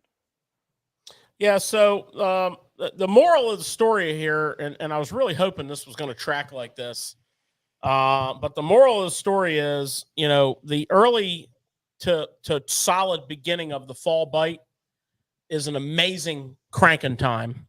And the lipless segment of that cannot be, like, we can't emphasize that enough to you. I think there's a lot of listeners, Greg, that kind of got away from lipless baits over the years, the last couple of years, and they don't throw them near as much as they used to. So this is the time where if you were thinking about or wondering about your lipless box, break it out, man. Start throwing them again. By all means, because this is it. This is like the spring, and then you got the fall. This is where they shine like crazy.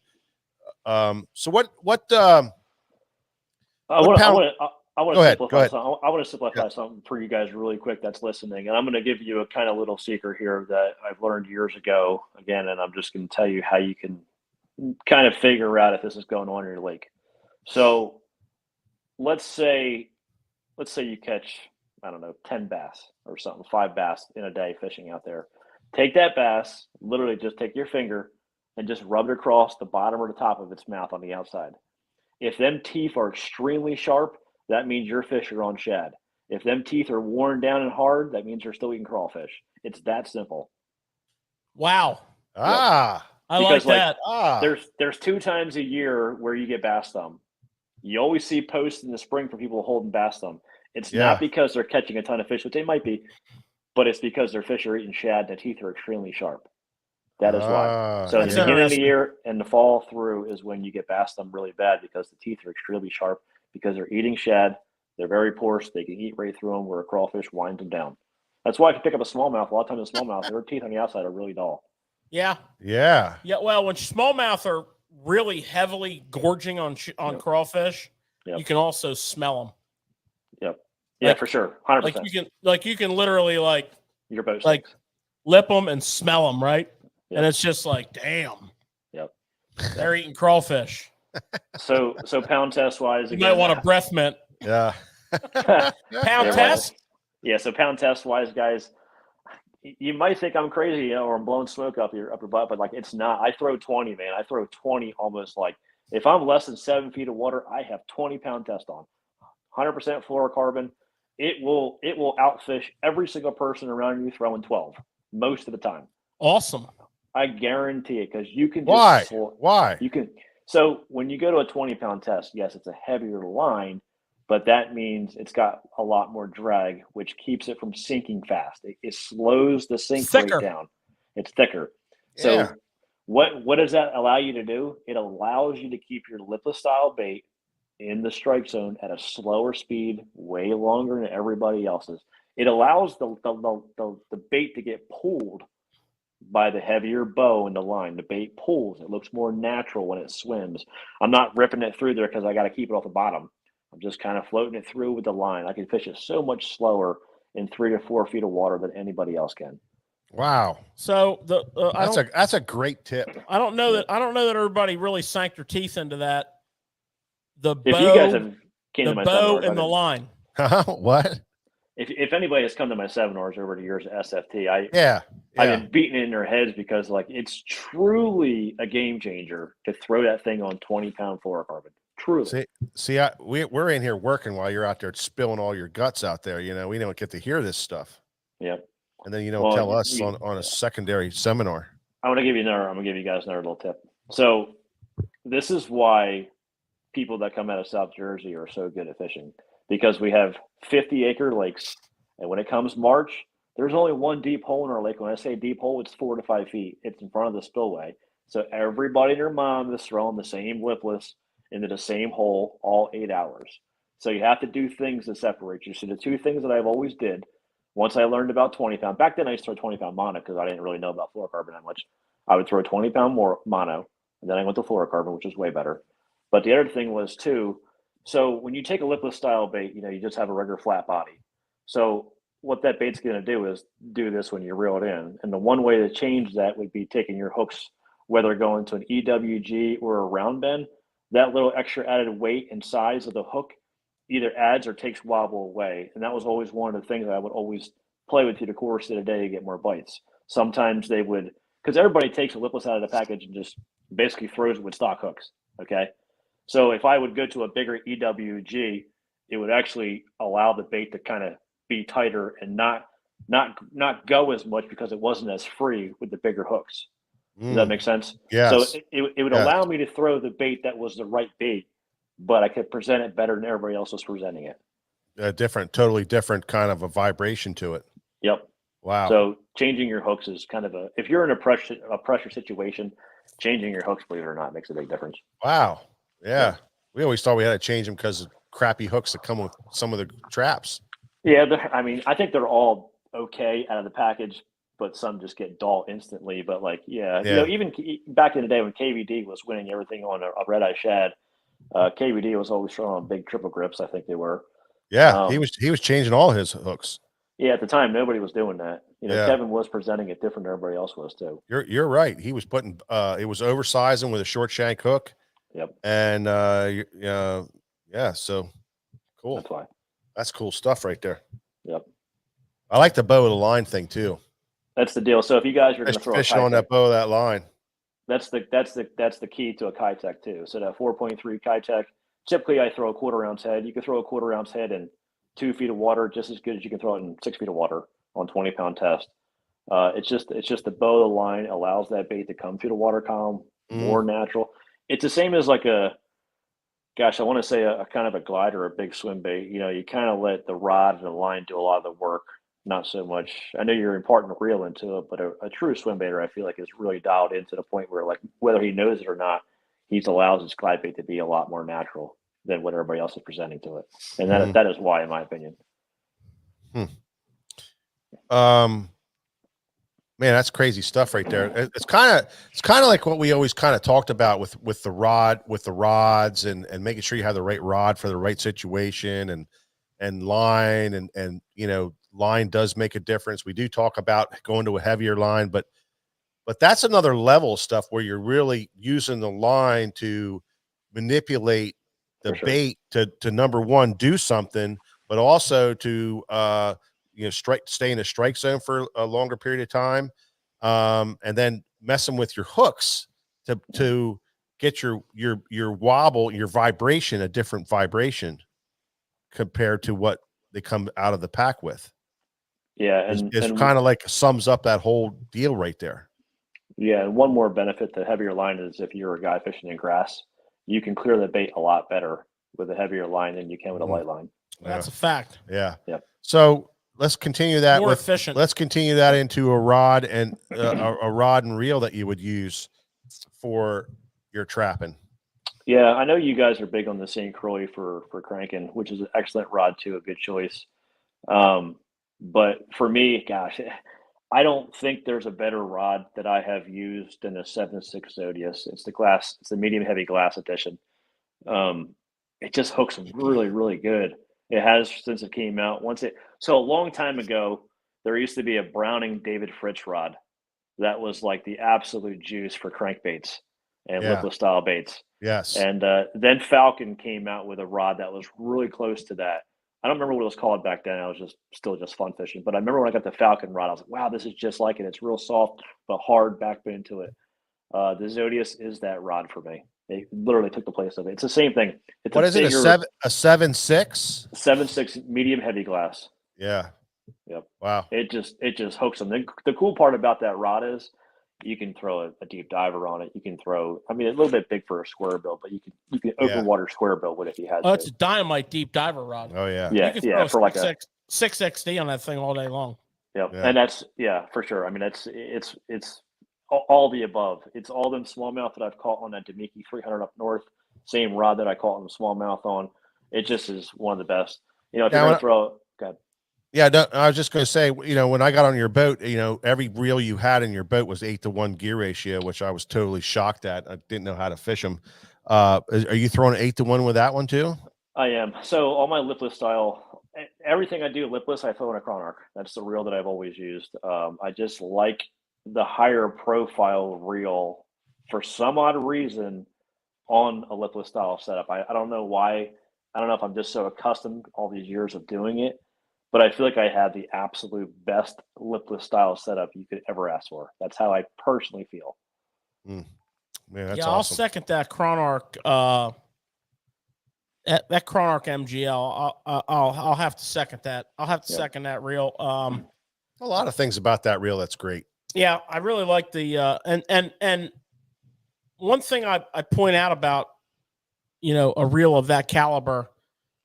You know, when I was fishing this past weekend, I just happened to grab I fished with a friend of mine. I just happened to grab some rods out of my boat to take along, and I grabbed 3 rods that had Chronarch MGLs on them. I was throwing a chatterbait on one. I was throwing a Spro Uruku shad on the other one, and I was had one on my jig rod. And I was fishing the chatterbait and the Uruku quite a bit. And I thought, you know, this is the first year reel of this generation. I've literally made thousands and thousands of casts with this reel. and it felt like, and my maintenance schedule is 0. Yeah. I don't ever do anything unless the bearing's screaming. Then I pull the spool out and I put a drop of oil on each spool bearing. I don't give them to Jerry to clean them or nothing. So that thing has never been cleaned, greased, none of them. And they were just the quality of that gear, no wear. Yeah. And what a pleasure to fish with. And what a great feel for cranking. One of the other things, Greg, for fall fishing that we kind of didn't really touch on a whole lot, but we really wanted to get into it with you. And I see George, George has this highlighted in his notes here. So how long before you really get into your jigs? Like I don't have a set time. I don't put it down. Let's put it that way. You're pretty much a jig man. I mean, you're an everything man, but there's a few things that you always throw. And you've caught fish on jigs all different times. But in the fall, what's your take on jig fishing? Well, so it's a must-have, number one.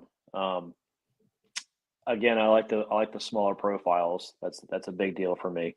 I think early fall, the smaller profiles definitely dominate for sure, whether it's crankbait or jig fishing. The shad are really small, but going then to bank, the fish love to eat crawfish. Obviously, in the fall, it's no different. Some bodies of water, that's all they have is that or perch or raccoon perch. I think it's a main forage a lot of places, and I don't ever think you can go wrong with putting a jig in your hand for the full 8 hours in any tournament situation. I really don't, whether it's a good lake or bad lake. That's just so. What I have coming out here in the next few months. So we're going to launch in January. It's been a long time coming. Mike and George know this. Got a jig coming, and it's going to be the absolute, in my opinion. So let me just tell you this. Let me just back up here. So I threw one of the jigs, just one, for 3 weeks in a row, and I fished it so darn hard, and I could still fish it, and it's still in decent shape. Wow, that's quality. Well, I mean, I remember the behind the scenes on that jig, and we'll dip into this. Yeah. In the beginning of January, when I think these babies are going to roll out, we're going to have a Jigapalooza show, and Jigapalooza. Yeah, I mean, we're going to cover all aspects of it. Yeah. But we're going to talk about this jig, and I'm going to relate some stories about the absolute metric tonnage of failed prototypes that Greg has turned down for whatever reason. Yeah, I said, Greg, when you were designing this jig and you went through all these situations, the balls it took for you to say after the 5th or 6th, 7th round, no, it's not right. This is not it. We need to change this. We need to change. This is what you remember. This is what we talked about. We got to get this right. We got to get this right. And I remember when you were talking about the hook, when you were talking about the hook, you were like, I got to get this hook right. I got to get this hook right. And that was the big that was the big holdup for a long time. So when this jig comes out, man. Yeah, don't go down this path too far. I'm not. When this jig comes out, we're gonna go off. We're gonna go off on this Jigapalooza show. When this jig comes out, it's gonna be and like you said, you could fish it forever because I'm telling you, the shit that Greg, I would have hated to be the guy that had to manufacture these things. It'd be like, this son of a bitch, I'm ready to kill him. So I pretty much deal with a guy named Ross over at Nomad, and he's phenomenal. He just lets me pretty much free reign on it, and it's like, guys, here's the thing. So this jig is gonna actually look a little different too than your normal jig as far as like how I set it up. But I can tell you this, it's the last thing I'm going to say. It doesn't get stuck. So it's phenomenal in thick cover. Okay. I don't want to say it doesn't get stuck. It's extremely hard to get stuck, but when they bite it, guess what? It's stuck in their freaking top of their head. Yeah. So we changed a lot of things to get it to this point. Once I got the exact jig that was the perfect one, I paid $168 and I sent it to Australia. And I said, this is the one. So that was one jig. $68. It was a quarter ounce jig. It cost me $168 to ship it to Nomad. But that is the one. What you put it on the Concord? I don't know what the hell I put it on. That's all they had. One thing. I was like, they're like, "Do you want to send it?" I was like, "Send it." Well, I was putting some stuff away, Greg. When I heard them talking about this jig a little bit, I had to come back because you're humble, but I'm telling you, as you know, hanging out with Greg and knowing what the insider information with it, man, I'm super proud of you because you had every opportunity to settle. Yep. Yeah. And Greg ain't gonna settle. Wow. And he's a tweaker, man. That's awesome. He's a tweaker. He's the king of tweak. I can't wait to see it. But I do want to just I don't want to elaborate because we're running long, but I do want to ask you two questions about early fall season jig fishing. So what is going to make you go and pick up that jig over, say, the lipless crankbait or the chatterbait or a spinnerbait or a topwater? What's going to make you pick that jig up? There's a few things, and take it for a grain of salt for what it is. Number one, if I have any kind of current, that's going to probably be the main dictator, which again, the fish could be set up out off the bank also. But a lot of times with current, these fish are going to set up on the bank or whatever it may be, whether it's a feeder creek style you're in. This time of year is extremely hard to beat feeder creeks because a lot of fish head that direction because of oxygen. It's more stable water. Creeks don't tend to turn over the same as a lake does. So keep that in the back of your head. Yeah.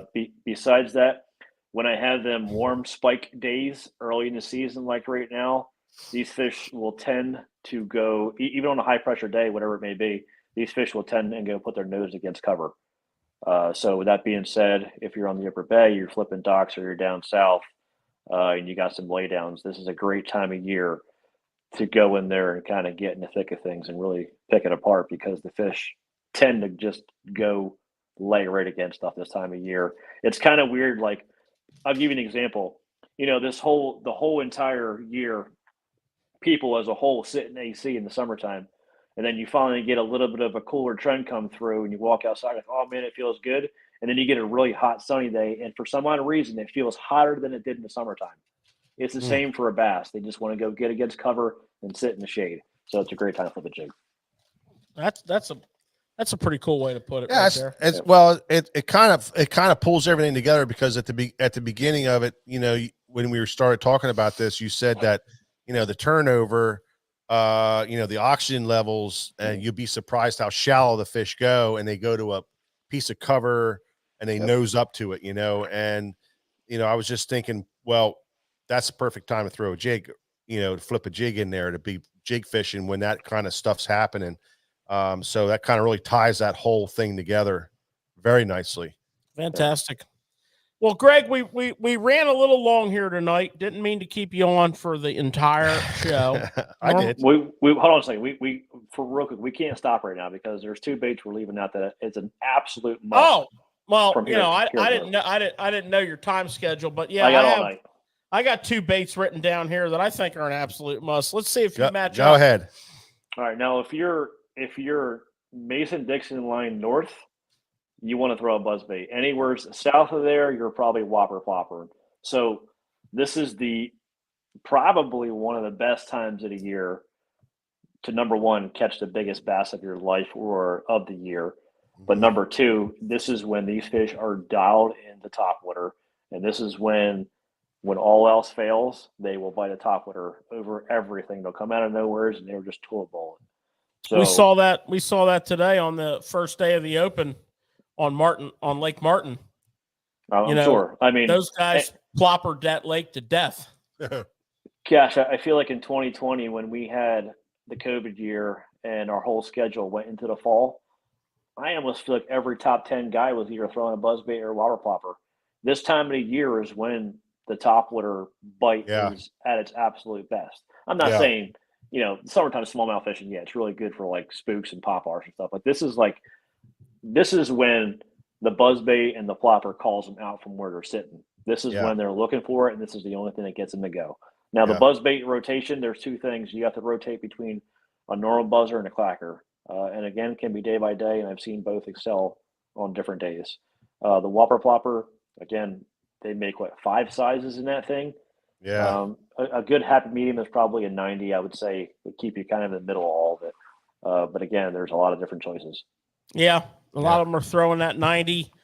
I saw some of them today throwing the 110.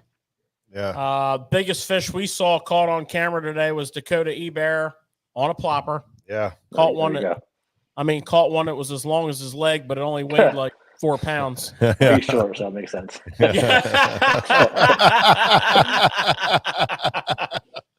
Yeah, well, that tournament was interesting today because they caught like 490 12-inch fish.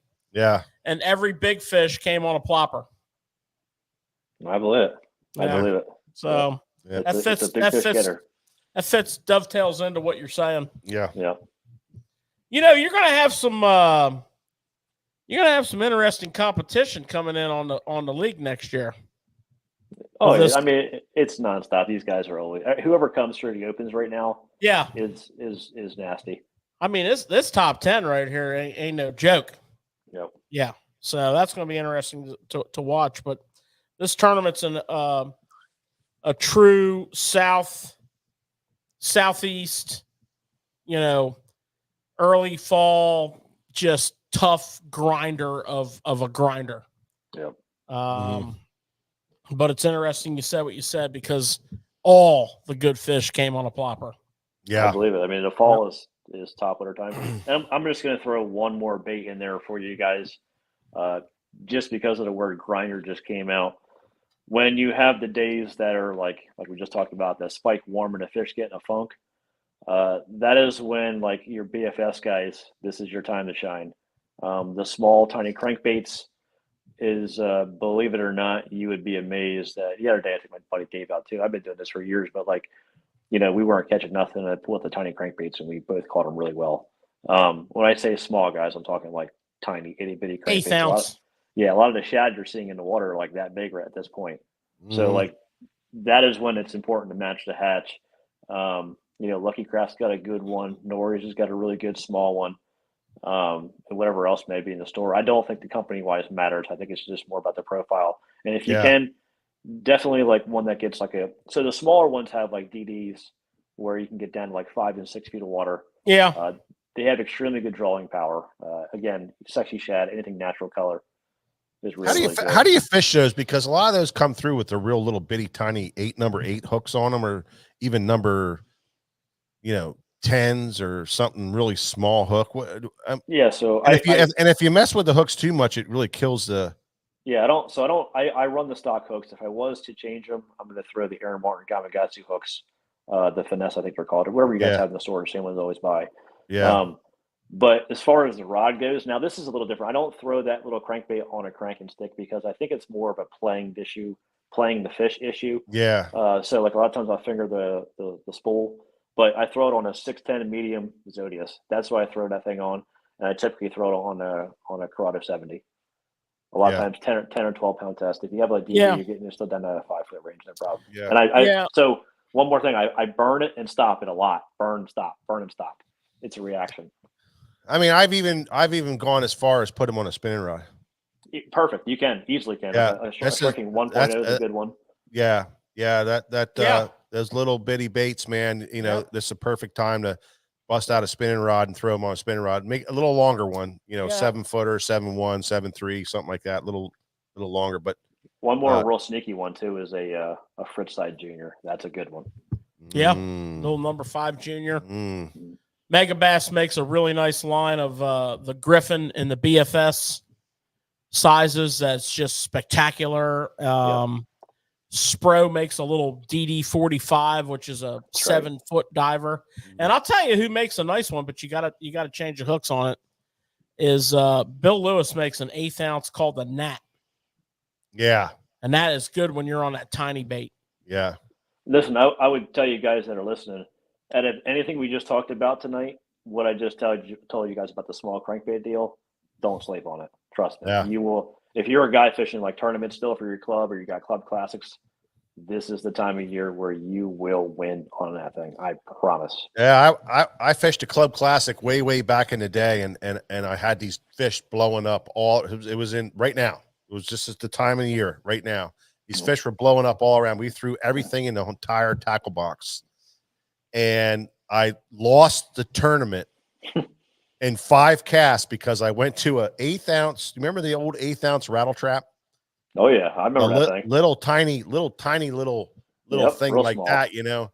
And I caught and lost 20 pounds of fish, all when I put that thing on, because them little stupid little bitty hooks. I was, you know, and I had a woman in the back of the boat. If she was still alive today, she would tell you that it was the most unbelievable thing she's ever seen.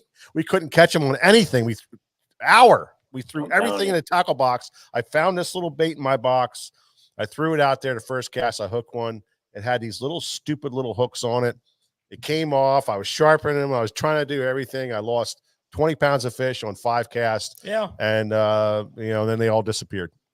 Yeah, Well, I'll tell you for the lipless real quick. Cotton Cordell sells a quarter rounds too. It's a really good one for lipless. Yeah. Little bitty dude. Little yeah. guy. Mm-hmm. Yep. All right. Well, we got to get moving here. This is the longest show we ever had. And that's not true, but sounds good. Can't be true. Greg Dipalma, thank you so much, man. Anything last you wanna tell our guys, our listeners For about fall fishing or just in general? Well, just in general about, you know, what you got, how you're getting ready for next year, or anything, you know, anything at all. Doesn't even have to be fishing. Doesn't even have to be fishing, anything. Although nothing in Greg's life is not fishing. I know that's truly the truth.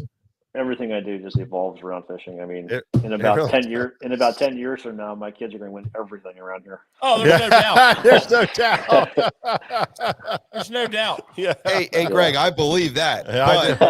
But I've been watching your social media lately, and you're a hell of a carpenter too. I'm seeing on there. Yeah. Yeah, here's the cool part about bass fishing, or just fishing in general. Like, most of your bass fishermen are blue collar. You know, they work a trade of some sort, most of the guys. So for me, it was always construction, and I came down to the basement, finished the basement, knocked it out completely. I'm sitting in it right now, knocked it out completely in 2 weeks. I mean, it's 100% ready to go. Somebody commented and said you look like you're in a cell somewhere, but you just finished that room. Yeah, you just finished that room, and we saw you building that thing, and that was awesome. It looks great, bro. Thank you. I still like building things. My next project, I don't have a garage yet. I want to build a garage. That's my next project. Yeah, I got a lot of ideas for that for you, so I'll come down and help you design it. Sounds good. You any good in the wall, like putting trusses up? You want to come down here and do it right, or what? Yeah, I don't mess around, bro. When I build something, it's like, you ever hear of the Chrysler building, or the Guggenheim or anything like that? I mean, I build them to last. No doubt. One more thing, you guys better get down here pretty soon, because I want to go fishing with you guys. Oh, it's coming. Yeah. If you guys come down, maybe we'll do a little on the water live, little fall segment, and we'll kind of walk people through what we're doing, kind of break it down a little better. Yeah, you pick the time, bro. You let us know when your schedule's open, and we'll roll down. We're just a Starbucks and a Scar away. Yeah. I'm open tomorrow until February, so. All right. Maybe we'll plan multiple trips. Let's Greg, while you're on here, last week we talked about giving away what were we giving? Well, we had a Bass U 1-year membership that the winner of the Ike kayak tournament was gotten his prize pack, a guy by the name of Jake Houseman. And he said, you know what? I'm already a member of Bass U, and I absolutely love it. And I would love to see somebody get this membership and enjoy it as much as I have. So he came in here and he goes, here's my card I won. Yep. Can you find somebody to give it to? And I'm like, wow, that's pretty cool. He goes, yeah, I'm a member. I love it. I watch videos all the time. Yeah.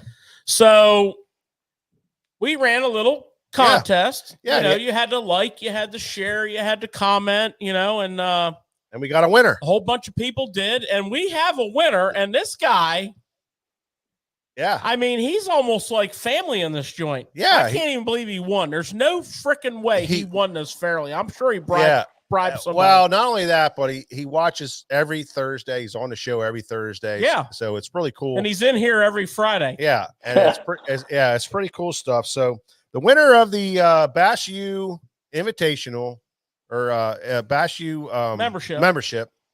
Could be called the Invitational. Yeah. Invitational membership. There we go. A little drum roll.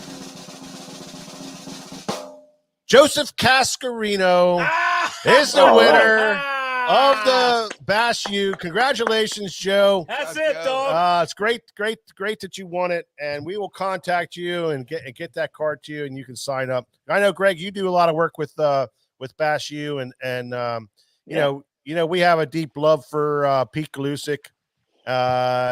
We've been around with him a long time, and just a great guy, a great human being, and just runs a great organization. He's the dean. He is the dean. He does a great job over there, and you're lucky to be able to work with him, on a regular basis. Yeah, again, I learned so much from Pete and Mike. Working with them guys, it's been definitely a true blessing for sure. Yep. Yeah, that's a great crew right there, and we're so happy that we can give this card out. Thank you, Jake Hausman, for your donation. Yep. Winning the Ike tournament was great. I mean, it was a thrill. The stories were awesome. We shared a lot of that last week, and now you're giving away that prize. And I'm sure when I get here tomorrow morning, I usually come to work 15, 20 minutes early, and I guarantee you when I pull in the driveway, there's going to be a Toyota Tundra backed in to his spot waiting for me to open. I don't care how early you get here, Joe. I ain't open till 9. Awesome. Greg Dipalma, thanks so much, man. It's always a blast having you on, man. We'll be down to see you soon, Greg. It's always a great show. We appreciate you. Give a big hug and a kiss to your wife and your kids, and we'll catch up with you real soon. And listen, for all you listeners out there and people that were hanging with us tonight, thank you so much. We appreciate you, and we'll catch you on the next Tackle Shop Live.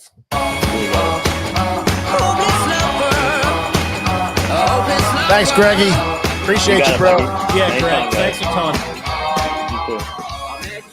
See you, Nick. Right there, you took my breath away. Young and pretty, was it just a dream? The next day, you called me up. You told me I'm your little buttercup. You came over and you fell into my arms. Well, I know what I feel. Please tell me your love is real. You make me smile when I think of you. If I am down or when I am blue, I can't get enough. You make me happy, I feel so fine. Oh, how I wish that you were mine. I can't get enough.